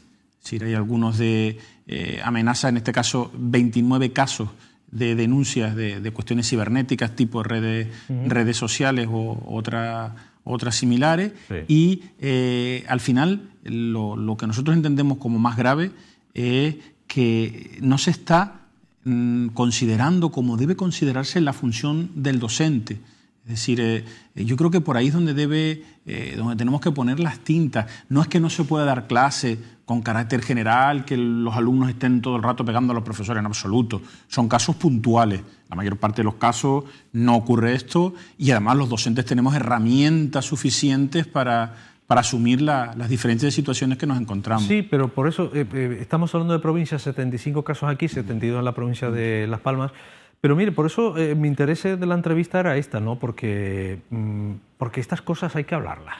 Hay que hablarlas y entonces hay que decir stop, ¿no? Y que la gente que lo esté viendo en televisión diga, oiga, esto no está bien. Claro. Esto no lo ve. Y si a mí se me ha ocurrido, quiero decir, poniéndome en esa persona que nos esté viendo en la tele, se me ha ocurrido en algún momento ir a plantarle el machango al profesor, mire, me parece que me toca temperar un poco y tranquilidad, porque respecto a su distribución por diferentes niveles de enseñanza, esto me llama la atención. 12 casos fueron en infantil. Padres, claro. Padres, ¿no? Los padres. ¿En infantil? En infantil, sí. Infantil es quizás la etapa educativa en la que mayor participación tienen los padres. Sí. Es decir, cuando nosotros convocamos la media, cuando convocamos a los padres, la media es del 10-20%. En infantil llega al 80%. Como media, ¿no? Es decir, y bueno, pues se sienten ahí, es tristísimo, desde luego, la situación es ahí, es muy triste porque el maestro o la maestra, absolutamente impotente con un niño. No se me ocurre qué le puede pasar por la Además tengo ahora en mente el caso de una compañera de 3 años. De 3, 4 y 5, sí. Pues fue muy grave. El caso de la compañera, de hecho, tuvo que cogerse una baja pues porque fue una situación tremendamente violenta. Es decir... ¿Le vas a reprochar a un profesor con un de que si el niño... ¿Qué niño te ha dicho en 3 años? ¿Qué te ha dicho? No es del niño, que si no había estado en había salido antes de la hora que era la adecuada, y entonces pues fue allí y bueno, porque intervino otra compañera, en este caso la jefa de estudios del colegio, y no llegaron a las manos, pero si no hubiese llegado, faltando el respeto, insultando, amenazando, con un ataque de ansiedad de la compañera. Son casos, insisto, son puntuales, pero son muy graves. Sobre todo cuando el docente es ya capaz de coger un teléfono y llamar a este servicio que por cierto, y quiero aprovechar, no debería ser un servicio de AMPE como sindicato, tendría que ser un servicio de la propia consejería. Y en este sentido, la consejera de Educación ha faltado a su palabra por 3 ocasiones concretamente.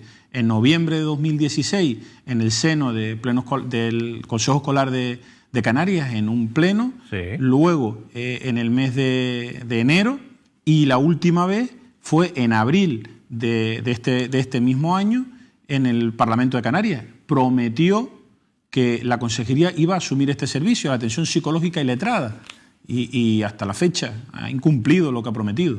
Soledad Monzón, ¿no? Sí. No. ¿Marcha el servicio no lo ha puesto. No. ¿La atención a los profesores? No, prometerlo sí lo ha prometido. Digo, pero cumplir lo que ha prometido, no. Un defensor del maestro, entonces están los sindicatos, en ustedes. Bueno, cada sindicato, nosotros tenemos este servicio y vamos, hay otro sindicato, pero nosotros, AMPE sí tiene el servicio, pero nosotros entendemos del sindicato que tendría que ser la administración la que lo asumiese, no nosotros ni ningún otro, porque es la empresa, evidentemente, la que tiene que... Estamos hablando, estos datos son de la educación pública. Sí. Oiga, mire, yo quisiera preguntarle a usted, ¿sabe que hoy se han vuelto a manifestar los opositores y opositoras frente al Parlamento? Aquellos que ganaron su plaza, que hincaron los codos como cualquier otro. Pero en un momento determinado, una enmienda transaccional cambia un poco las reglas del juego y le dice, bueno, de los que se presentaron opositores, los que tienen derecho a trabajo son los interinos que ya estaban, ¿no? Digamos, esos son los méritos. No es exactamente como estás diciendo, pero bueno, a ver, yo lo voy a generalizar de esa forma, ¿no? Y ustedes se van un poquito para atrás, para la lista. ¿Cómo es entonces? No exactamente, vamos a ver. Señor Crespo, ¿cómo es el asunto? En cualquier sistema de acceso a la función pública, el acceso a la función pública docente es mediante una oposición. No, es decir, la oposición es concurso-oposición. Tiene una fase de un examen, dependiendo de las especialidades, incluso otro más, pero vamos, básicamente 2 pruebas, una primera escrita y una segunda de defensa ante un tribunal, y superas esas dos, apruebas esas dos partes de la prueba y vas a una fase concurso. Y al final el total es la fase concurso-oposición. Entonces, los que superan la fase de oposición que llamamos, las oposiciones, que es como conocemos, son los que pasan las dos fases. Estamos hablando que posteriormente se constituye unas listas, y ahí es donde nosotros entendemos, porque además también compartimos algunos de los planteamientos de este colectivo en cuanto a que se debe valorar lo que es el aprobar sin plaza para esa constitución de la lista. Pero nosotros lo que no podemos, pues porque no entendemos que sea lugar, es el plantear que interinos, que son trabajadores que llevan en una empresa, en este caso la Consejería de Educación, en muchos casos de ellos 20 y pico años, puede verse su plaza peligrar, es decir, quedarse en la calle después de estar trabajando 20 años. Entonces, en Canarias no habría ningún problema, es decir, para arreglar esta situación. ¿Por qué? Porque en Canarias se jubilan cada año entre 700 y 1.000 docentes. Lo que hay es que el Gobierno, que tampoco lo ha cumplido, en este caso cumplir la propia Ley de Presupuestos de 2018, donde dice que se tiene que negociar un nuevo sistema de acceso a las listas, modificar el actual decreto 74/2010, que es el que regula cómo acceder a la lista, que es lo que está planteando también este colectivo. Bueno, pues a pesar de estar en la Ley de Presupuestos, se ha incumplido, no se ha comenzado la negociación, al menos en los 11 meses que llevamos de largos ya de años, ¿no? Bueno, pero ellos dicen que son los sindicatos los que han mecido la cuna, porque los grupos parlamentarios le han dado la razón a este grupo, se hace llamar OPCAN, ¿no? Opositores de Canarias. Le han venido a la razón como diciendo, oye, nos equivocamos a aprobar esa enmienda. Nosotros el año pasado, el curso pasado, todos los sindicatos nos unimos, fuimos al Parlamento, pues porque se planteaba una oferta masiva de plazas de oposición que con el actual sistema, el que estaba en ese momento, pues podía hacer peligrar, como comentaba, el trabajo de interino. Sí. Al final, pues porque a nivel nacional no se aprobaron los presupuestos, la oferta de plazas no fue tan grande. Pero ese interino se ha tenido que examinar también. Por supuesto. Bueno, en la última oposición se planteaba el que no fuese obligatorio el presentarse, se mantenía la lista. Entonces, lo que sí que se ha planteado para este curso, y está puesto al menos en el borrador de presupuestos para el año 2019, es que sí que se valore, o sea, se mantenga el número de interinos, los que están en la lista, estamos hablando del cuerpo de maestros, tal y como están. Y después del último, que tenga servicios en centros públicos de Canarias, se coloquen todos los que pasen la fase oposición y con la fase de concurso se queden sin plaza, se coloquen justo detrás.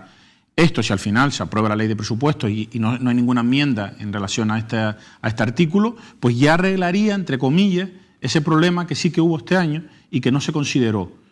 Desde luego, lo que ya no se puede es a este colectivo de aprobados sin plazas de 2018, pues intentar, que dicho sea de paso, la amplia mayoría de ellos, creo que solo quedan algunas decenas, y creo que no son muchas, no tengo el dato exacto porque es la consejería la que debe darlo, que no están trabajando. Todos ellos están trabajando ya, la amplia mayoría de este colectivo ya tiene trabajo, ya está trabajando en las listas. Es decir, eso también es una realidad que yo creo que también hay que constatar. Aún así, hay que entender, la situación de ellos es comprensible, es decir, es comprensible por la impotencia que siente, pero es algo que ocurre en el acceso a la función pública en todas las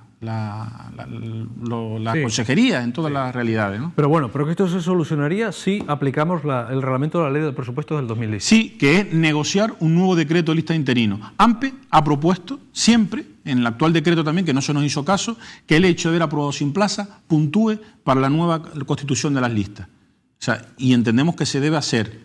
¿Sabes? Ahora, lo que no es plantear, quítate tú para ponerme yo, la expresión que solemos emplear. Esa no, es decir, eso no lo entendemos, pues porque, insisto, profesorado interino, sobre todo con mucha antigüedad, es decir, no está en las mismas condiciones a la hora de obtener una calificación, de enfrentarse a una prueba. Muy bien. Me quedan 4 minutos, porque ya me está pidiendo paso Pepe Moreno, pero ustedes tienen ahora en diciembre elecciones. Sí. ¿El sindicato? Sí, bueno, todos los sindicatos de la enseñanza pública tenemos elecciones sindicales el próximo martes. Vale. ¿Está animado? Yo creo que sí. Son las elecciones mayoritarias que hay de cualquier empleado público, bueno, de cualquier trabajador. Son 24.000, algo más de 24.000 los trabajadores que en un mismo día nos presentamos o sea, tenemos la posibilidad de votar a nuestros representantes sindicales y sí, AMPE, yo sí, entiendo que estamos pues muy animados porque hemos mantenido en estos 4 años una postura de coherencia, de negociación. ¿En qué consisten las elecciones? ¿En buscar conseguir la mayor representatividad? Claro, en base a los votos se obtienen delegados y los delegados es lo que da la representatividad a efectos de, pues esto, en este caso, el sindicato más representativo, como es AMPE, en el sector del docente no universitario. Ya. ¿Y piensas revalidar? Yo soy optimista, insisto, es decir, los afiliados van aumentando. Eso le iba a preguntar, en comparación con los otros sindicatos, con sindicatos mayoritarios, comisiones y UGT, que han sido los sindicatos de toda la vida, hombre, ¿qué porcentaje manejamos de afiliaciones? Nosotros, bueno, las afiliaciones no se comentan, no son públicos, pero en cuestión de delegados, pues en las últimas elecciones en nuestra provincia, AMPE obtuvo 16 delegados y el siguiente sindicato obtuvo 8. Es decir, fue una amplia mayoría. Nosotros confiamos en revalidar esta situación, sobre todo porque tenemos, como decía, cuestiones que ofrecer al profesorado. Nosotros entendemos que la clave en conseguir mejoras laborales está en negociar, en sentarnos en una mesa, y si yo quiero 10 y la Administración me ofrece 2, si yo logro 4, yo creo que es un buen acuerdo. Ya tendré oportunidad posteriormente de ir aumentando. Y esto históricamente se ha planteado en nuestra comunidad, no sé si recuerdas el propio tema de los sesenios cuando la homologación retributiva, pues fue algo parecido. Era muy justa la homologación retributiva, lo que planteamos en su momento. La Administración en aquel momento nos ofreció los sesenios, el profesorado dijo no en un referéndum. Posteriormente se ha ido vía jurídica, un sindicato lo ha planteado vía jurídica, y nosotros siempre apostamos por la negociación. Justo en esta legislatura se ha negociado el tema de los sesenios y se ha logrado. No tanto como nos gustaría, no tan pronto como nos gustaría, pero algo se ha logrado y ese es nuestro planteamiento y lo que ofrecemos al final, el intentar ser voz del profesorado, el intentar ayudarlo a que mejoren sus condiciones laborales en todo el sentido, en cuestiones administrativas, en cuestiones de defensa, en cuestiones de denuncia, es un poco la idea de AMPE. Pedro, gracias por haberse acercado por favor, al plató de un día más. Gracias, buenas. Si no nos vemos, feliz Navidad. Bueno, no lo sé. Quedan pocos días. No Cierto. Sé. Todo depende del ruido que hagan, ¿eh? Que todo depende del ruido que hagan en las elecciones. Bueno, vamos a ver. Todo depende. Pepe Moreno, en Políticamente Incorrecto, de inmediato, después de la publicidad.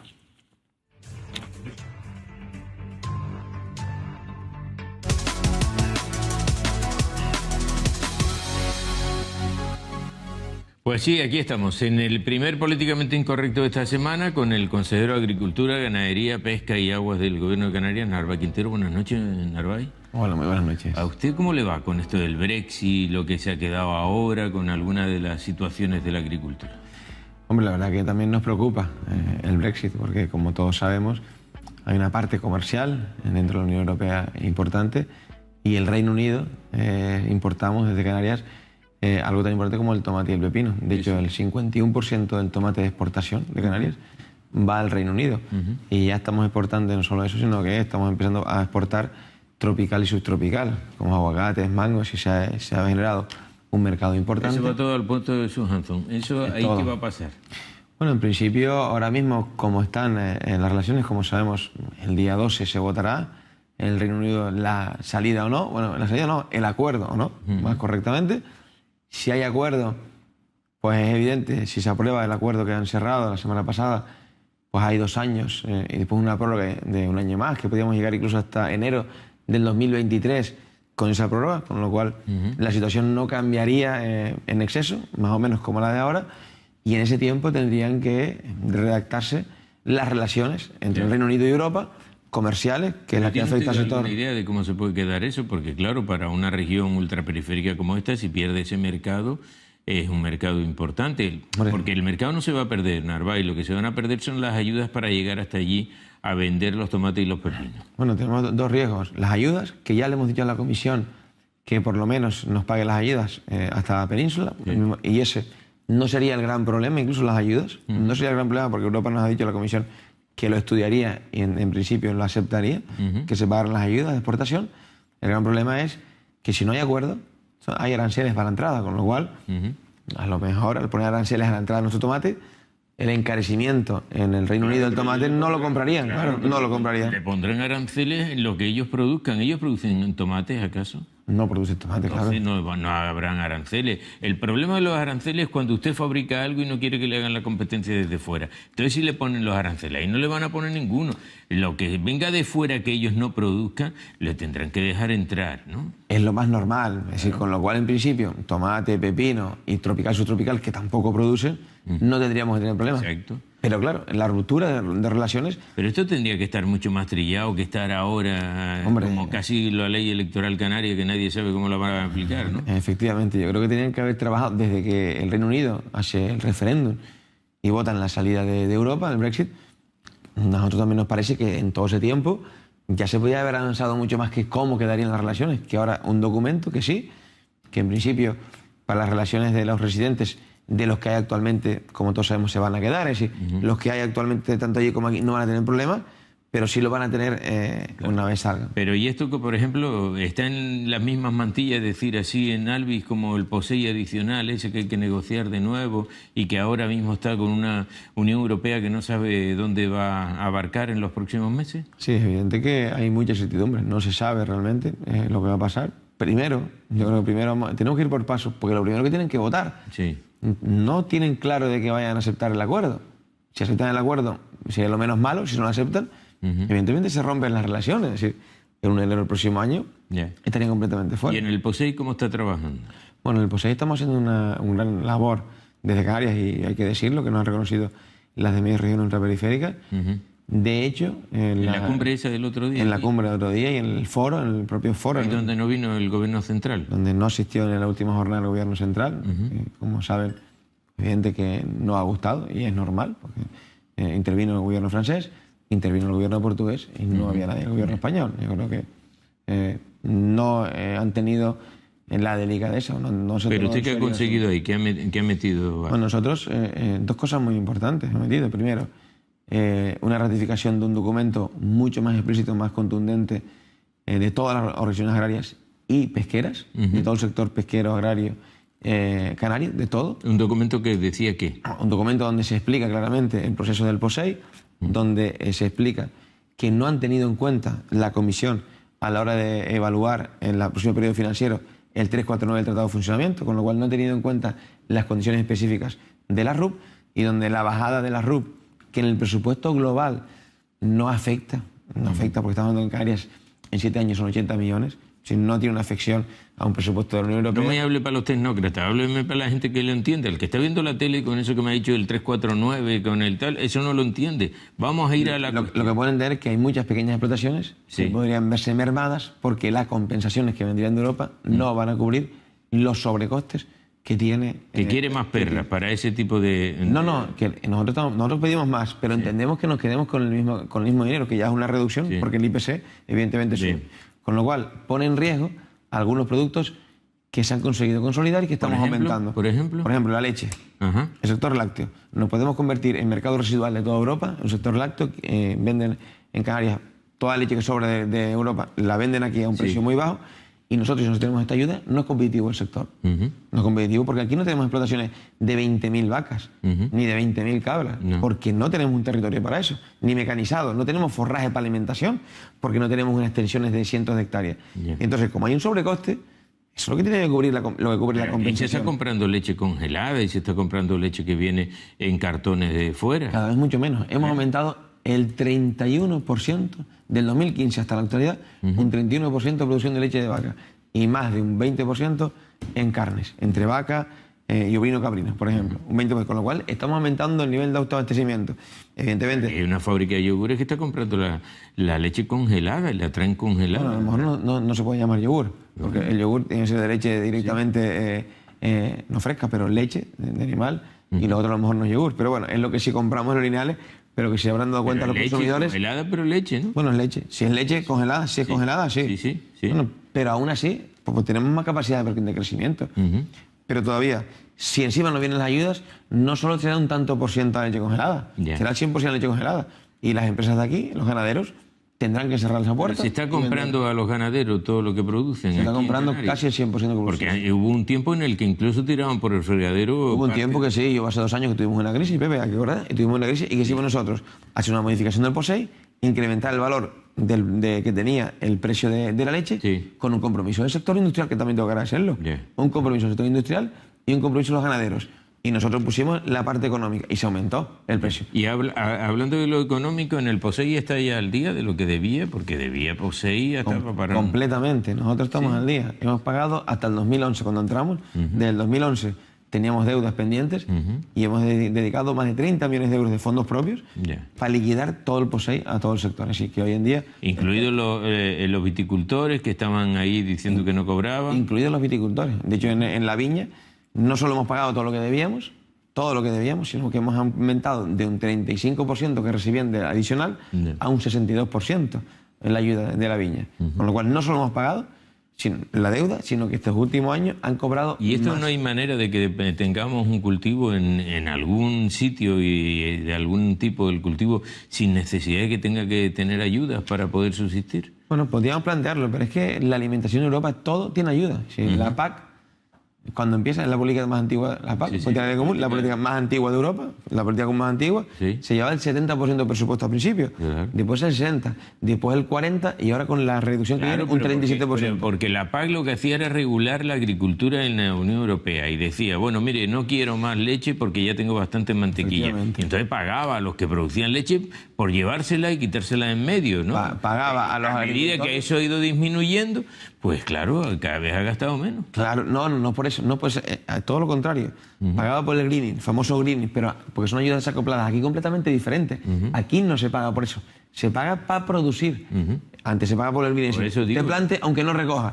Yo quiero ver el campo verde, pero no tantas lechugas porque tengo exceso de lechugas. Bien, eso se pagaba antes.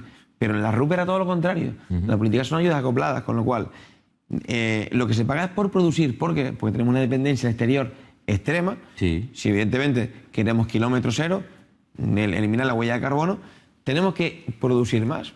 La FAO dice que podríamos producir hasta en principio un 35%. Estamos por el 21%, pero muy superior. Está hablando de Canarias, que estamos en el 20%. Canarias, sí. El estudio que hicimos fue casi un 21%. No lo compramos fuera, Narváez. Compramos hasta las papas, que en el pasado nos sobraban papas y ahora tenemos que comprar papas a Egipto. Hasta ahora podía todo el mundo decir que estábamos en el 10, en el 12. Con el 8, todo el mundo. No había nada. Hemos hecho un estudio con las directrices incluso europeas, tasado, y en el estudio, por primera vez tenemos un estudio que nos dice que estamos en el 21% de media. Cogimos 300 productos, para analizar 300. Hay productos que estamos en el 99% y hay productos que estamos en el 4%, es evidente. Pero la media, estamos en el 21% de autoabastecimiento, muy lejos de lo que se decía de un 10%. Por ejemplo, Hawái tiene un 5%, una isla como Hawái, sistema insular... Con un nivel económico muy superior al nuestro, Narváez. Pero la huella de carbono, medioambientalmente, lo que está haciendo es importando el 95%. Nosotros no importamos el 95%. Y todavía tenemos que llegar a un 35% de media, que es lo que... En una renta baja como tenemos nosotros, que hasta hoy, Clavijo incluso hoy se ha asustado y lo duro que es esas rentas bajas que tenemos en este archipiélago. Hombre, evidentemente somos de las rentas más bajas de España, también porque nos hemos dedicado a un sector servicio. Sí, pero claro, pero es que sin embargo, a pesar de eso, fíjese en la estadística también de hoy, somos la región que más ha aumentado el Producto Interior Bruto. Y no solo la región que más ha aumentado, sino la que más ha generado empleo también, porque hay que decirlo. Si cuando entró el presidente Guaidó teníamos 32%, hemos bajado del 20%. No, todavía no hemos bajado el 20%. Tenemos el 20%. 21%. Hágame caso. 11 puntos, vale, 11 puntos.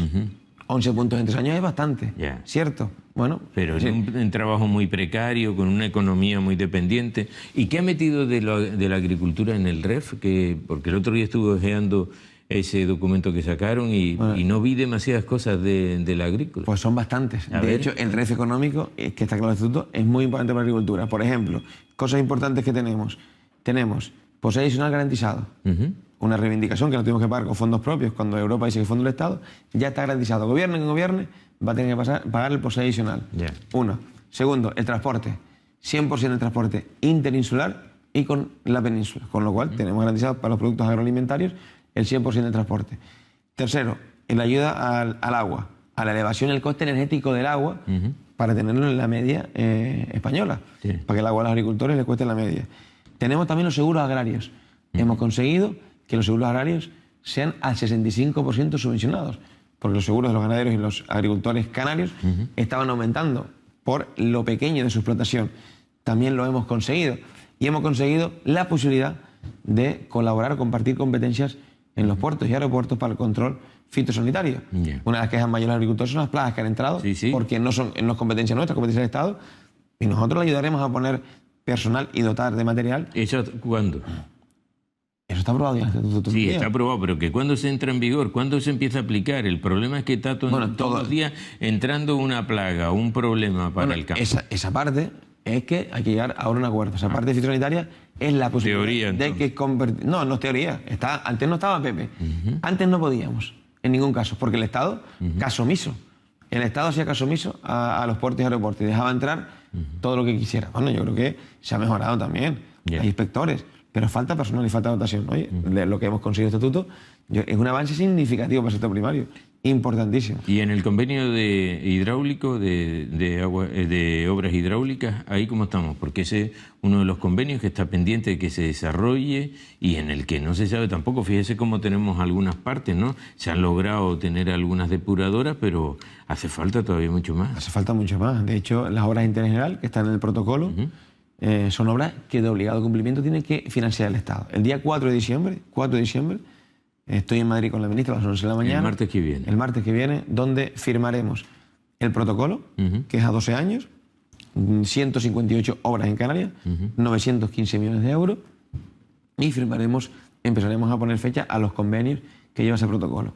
Ya están actualizados todos, con todos los cabildos y con todos los consumidores de agua. Es como el cuento de la lechera. Nos cuentan que vienen tantos millones que se van a destinar y después no ve uno nada en Narváez, no se hace nada. Nos dijeron en julio que venían no sé cuántos millones de los presupuestos generales del Estado. En julio ya no se sabía cuántos venían y a esta hora no han venido ninguno. Bueno, a lo mejor tenía que sentar aquí a Pedro Sánchez, que es el presidente actual, y decirle... Pero el que me acaba de hablar de los millones que van a venir es usted, por eso se lo digo a usted. Porque yo creo en la legislación, y si la ley de presupuestos, que es una de las leyes más importantes que tiene España, se ha aprobado en el Congreso de Diputados y en el Senado, está publicado en el Boletín Oficial de España, está publicado.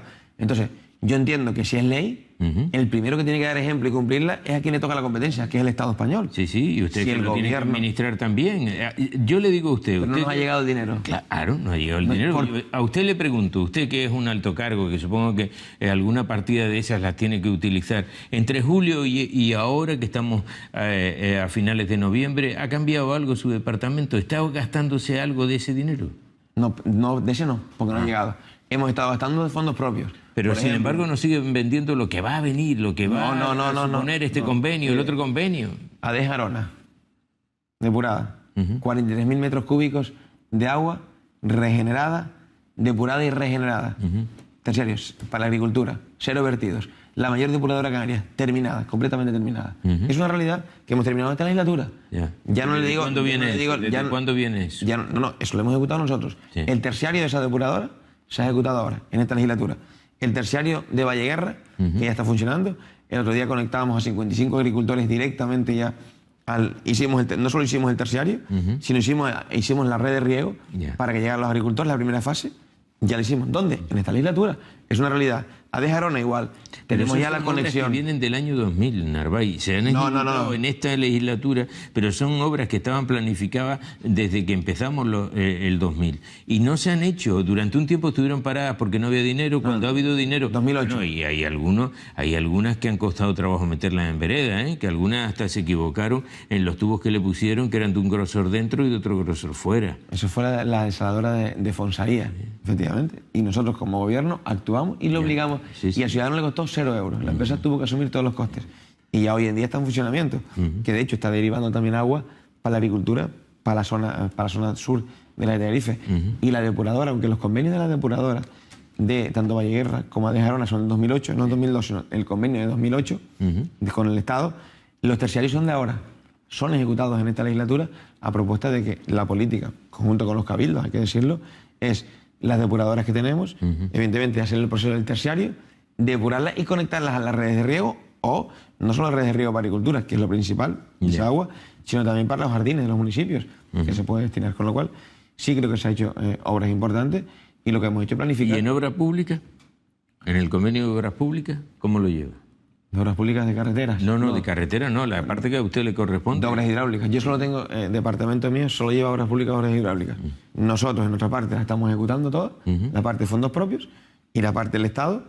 Hemos ejecutado ya 10 millones. En esta isla, por ejemplo, ¿cuál está ejecutando? Pues mira, en esta isla hemos ejecutado todos en la red de los diferentes municipios de todo Tenerife.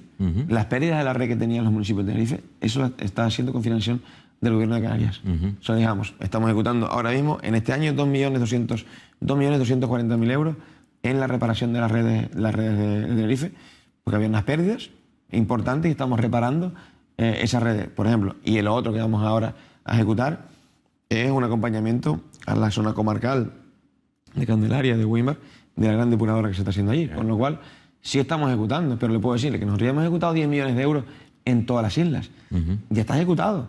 No son palabras, está ejecutado, están licitados y terminadas obras. Claro, pero muchas de esas obras, por ejemplo, pues evitarían algunos de los vertidos que hemos estado realizando. Claro, ya hemos evitado muchos vertidos. Sí, claro, pero todavía sigue habiendo, fíjese, Weimar, que está pagando ya parte de esa multa que se le ha impuesto a España y que uno de esos puntos era lo que sucede de los 10 puntos de España, hay 10 en España, uno es Canarias, Weimar. Y ayer descubrimos que lo que se vierte por la hondura es ilegal porque además por ahí no tenía que ir ningún tipo de agua.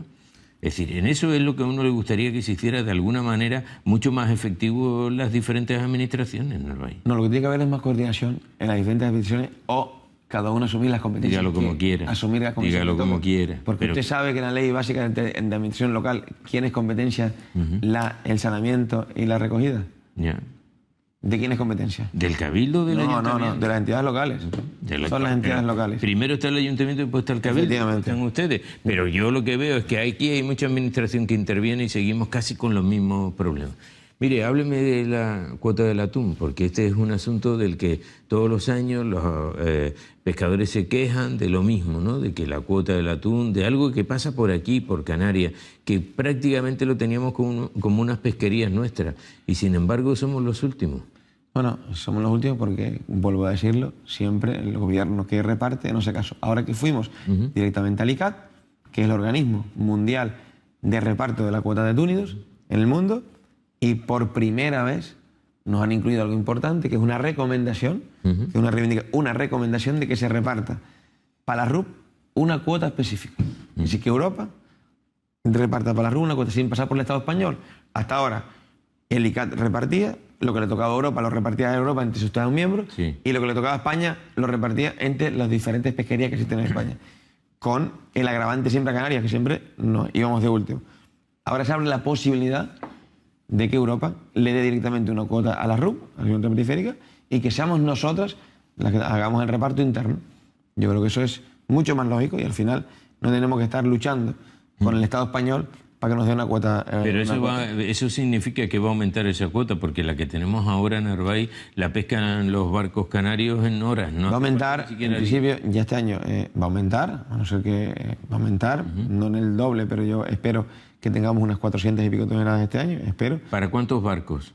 Aquí para unos 240 barcos aproximadamente. No es lo que estamos pidiendo, no es el 10% que es lo que nosotros reclamamos, el 10% de la cuota, porque el 10% nos pondría en 800, y el doble de lo que nos van a dar. Pero es verdad que es casi el doble de lo que tenemos actualmente.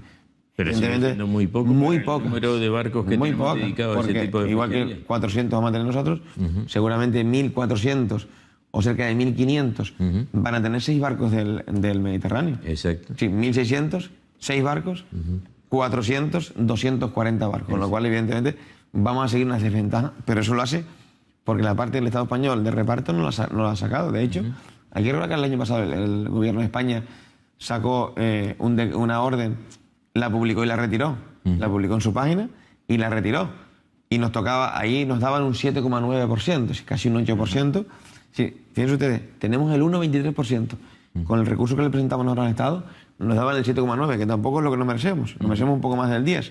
Bueno, pero lo sacaron y como hubieron presiones. Pero eso quiere decir que con este gobierno, con la responsabilidad del Ministerio de Agricultura, Ganadería y Pesca, ¿se lleva mejor que con el anterior del Partido Popular? No para nada. No me llevo ni mejor ni peor. Entonces, es una relación estrictamente es una negociación pura y dura lo que tiene que realizar. Sí, de hecho, nosotros tenemos denunciado la orden de reparto de atún rojo. Lo hemos denunciado ante la justicia. Estamos esperando, porque entendemos que es completamente injusta y contradice el reglamento europeo en su artículo 17. Pero fíjese, veremos cómo se comporta el gobierno de España. Todavía este gobierno no ha repartido cuota de atún. Lo tendrá que hacer en enero o febrero. Cuando lo haga en enero o febrero, veremos cómo se comporta con Canarias. Un producto que pasa por aquí, que casi lo tenemos ahí todos los días y desgraciadamente los pescadores no lo pueden coger.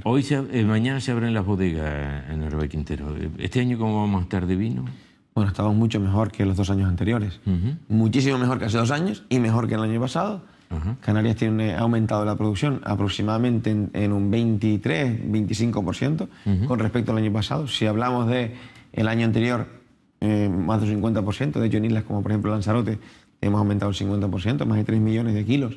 Pero que dicen que cuando tenemos mucho vino es de peor calidad. No, en este caso son 2 factores positivos. Primero, el año pasado, por ejemplo, o hace 2 años no hubo mucho, pero era muy buena calidad. Pero este año, habiendo más, también es de mejor calidad. Y lo dicen nuestros datos, y los datos estadísticos de los enólogos lo dicen. Hay mucho vino y de mejor calidad. Es verdad que, por ejemplo, en Tenerife hay una zona, que es la zona norte, que es la más afectada de toda Canarias. Bueno, porque no llegó el verano, hubo mucha bruma, mucha lluvia, justo en la época de vendimia, se tuvo que retrasar la vendimia, con lo cual las enfermedades... No, y este año también se ha retrasado. Se ha retrasado todo. El otro día todavía estaban vendimiando. Estaban vendimiando, efectivamente. Pero en el resto de Tenerife y en el resto de Canarias ha sido una vendimia muy buena. No solo en kilos, sino en calidad. Con lo cual mañana se inauguran las bodegas aquí en Tenerife, en este caso. Y bueno, yo creo que va a ser un año muy bueno. Primero, porque es un sector que ha despegado económicamente. ¿Usted qué opinión tiene de eso de la denominación de origen Islas Canarias? Bueno, yo siempre he dicho que creo que cada isla sí debería tener su denominación de origen. Yo creo que eso es positivo.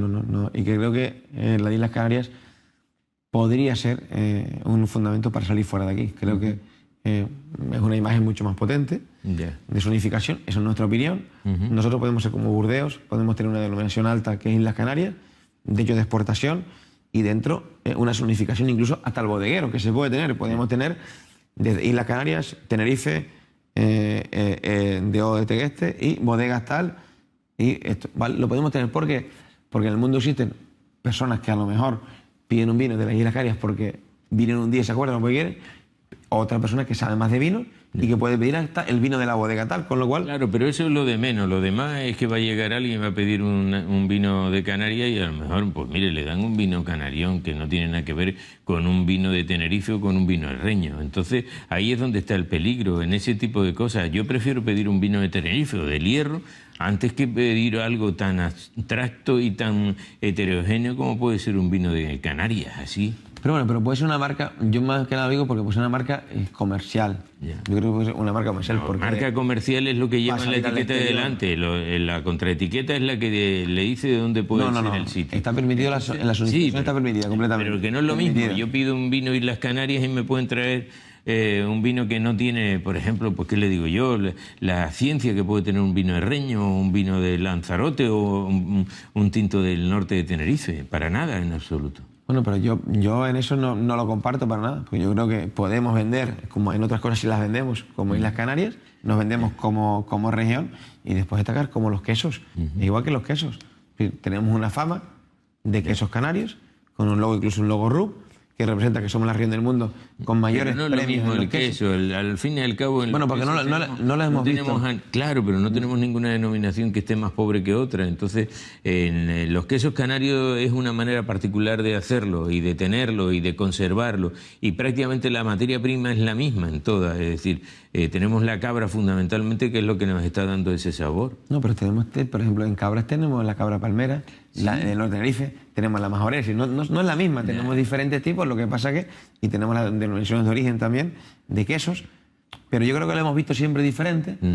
Yo creo que tenemos que verlo desde un punto de vista...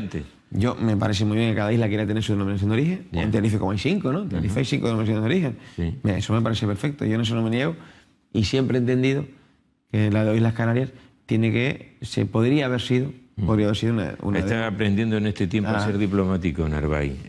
Se me ha hecho un soviético impresionante, diplomático en ese sentido, no quiere pisarle el callo a nadie, y un queda bien, y sabe que eso no puede ser, que hay que tomar decisiones de vez en cuando. Pero si no las tienen que tomar en los consejos reguladores, no nosotros. La competencia está en ellos, porque ellos son los que... Hay un problema, ellos son los que pueden decir si la uva, al estar en mi DO y en otra DO, puede ir de una isla a otra, qué ha pasado o no puede ir. Eso que lo regule cada consejo regulador, que para eso los estatutos te lo permiten. Otra cosa es que, evidentemente, cada consejo regulador lo que quiera es que de un marco superior le obligue a los demás a hacer cosas. Y cada uno lo puede obligar desde su marco. Son garantías al final de lo que se está consumiendo, Narváez, que también... No, pero la no es lo mismo que me traigan a mí uva de Lanzarote a Tenerife para hacer un blanco que tiene la denominación de origen Islas Canarias, que sea de Lanzarote y esté allí firmado. Pero al final la DO tiene unas garantías que es europea. La denominación de origen. Denominación de origen, igual que la identificación geográfica protegida, tiene unas garantías de Europa, de calidad diferenciada. Y la tienen que cumplir todos. En la denominación de origen de las Canarias tienen que cumplir unas garantías, las mismas que la denominación de origen de otra isla cualquiera. Las garantías son las mismas. Otra cosa es que pensemos, o que creamos, o que sepamos que un vino puede ser mejor de un sitio que de otro. Y yo lo elijo, pero entonces yo lo elijo. Pero yo creo que no tiene que haber ninguna discusión sobre esto. Yo creo que es más allá de un ámbito que a lo mejor estamos en Nueva York y la primera persona quiere un vino canario, porque le suena a Canarias, pero a lo mejor no le suena al hierro, a lo mejor. Es decir, el personal bueno, pues a lo mejor, en cambio hay alguien que le suena al hierro y dice, pues yo quiero un baboso blanco del hierro porque es único en el mundo. Y como es único en el mundo actualmente, yo lo sé. Pero no todo el mundo tiene que saber eso. No hemos llegado a esos niveles de sibarismo. Narváez, muchas gracias por haber estado aquí en este Políticamente Incorrecto. Muchas gracias. Narváez Quintero, el consejero de Agricultura, Ganadería, Pesca y Aguas del Gobierno de Canarias. Nos vemos el próximo jueves.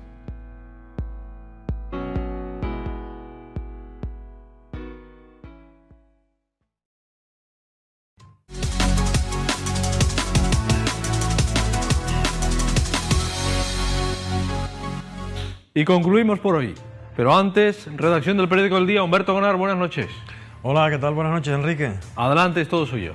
Bueno, pues en los asuntos que destacamos en la portada, que vamos a ver en unos segundos en pantalla, el tema principal que destacamos son los datos que confirma el presidente del Gobierno de Canarias, Fernando Clavijo, cuando se refiere a cuantificar el número de personas que han salido de la pobreza. 90.000 canarios han salido de la pobreza. ¿Esto a qué viene? Pues a respuesta de una pregunta que le planteaba, en este caso, el líder del Partido Popular hoy en el Parlamento, en el que daba cuenta el presidente del Gobierno canario de cómo ha ido evolucionando la tasa de paro y sobre todo de cómo ha sido la recuperación desde el año 2015 del tema en el apartado laboral fundamentalmente. Otro de los aspectos, bueno, un poco voy a hacer un apunte, porque ven la fotografía esa tan llamativa con una forma pues tipo espiral. Bueno, es el planteamiento que se ha realizado y que se va a presentar este viernes desde el Cabildo de Tenerife y el Ayuntamiento de La Laguna para resolver un poco todo lo que es el circuito peatonal que existe en torno a la rotonda de Padre Anchieta.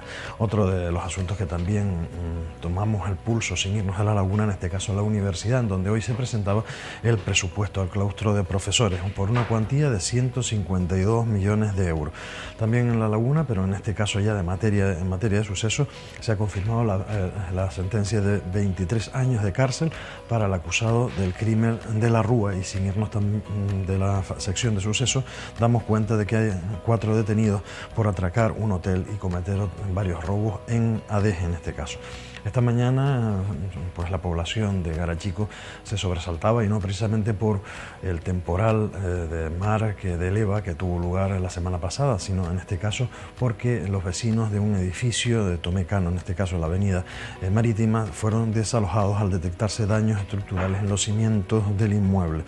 Y ya en materia política, en este caso política local en Tegueste, tenemos el enfrentamiento que protagonizó hoy el alcalde con miembros precisamente de su equipo de gobierno, precisamente en el tema del debate de la licencia de la gasolinera de La Tosca a la entrada del municipio. En materia deportiva, son pues 1000 las entradas que le ha dado la Unión Deportiva Las Palmas al Club Deportivo Tenerife para el derbi que se va a disputar a mitad de diciembre, y al precio de 35 euros. Y en el tema cultural damos cuenta de la nueva producción cinematográfica de Víctor Moreno. Estos son los asuntos más destacados que incluimos en la portada, con la la que nos vamos a presentar en unas horas en el kiosco.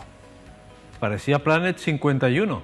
Sí, la verdad, por eso hicimos ese énfasis y prometo que no hay ninguna nave espacial.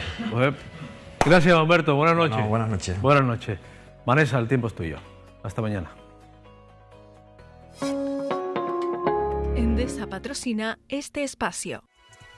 Buenas noches. El bloqueo es el protagonista de estas últimas horas y lo va a seguir siendo durante toda esta semana y buena parte de la próxima, por lo que seguiremos con este tiempo soleado y algo cálido. Vamos con la predicción meteorológica para mañana miércoles.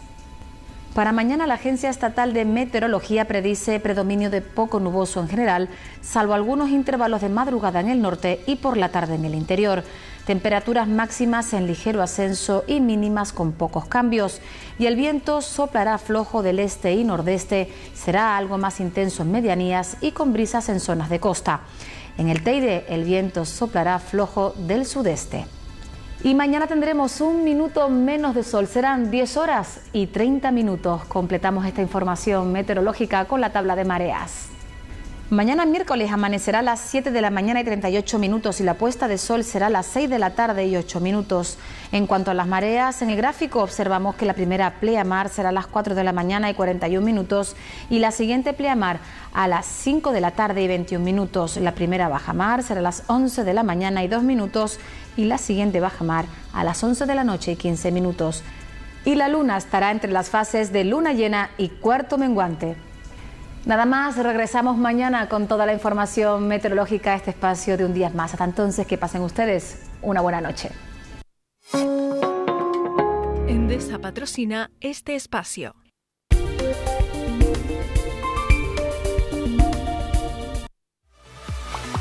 Grupo de Comunicación El Día. La dimensión de un líder.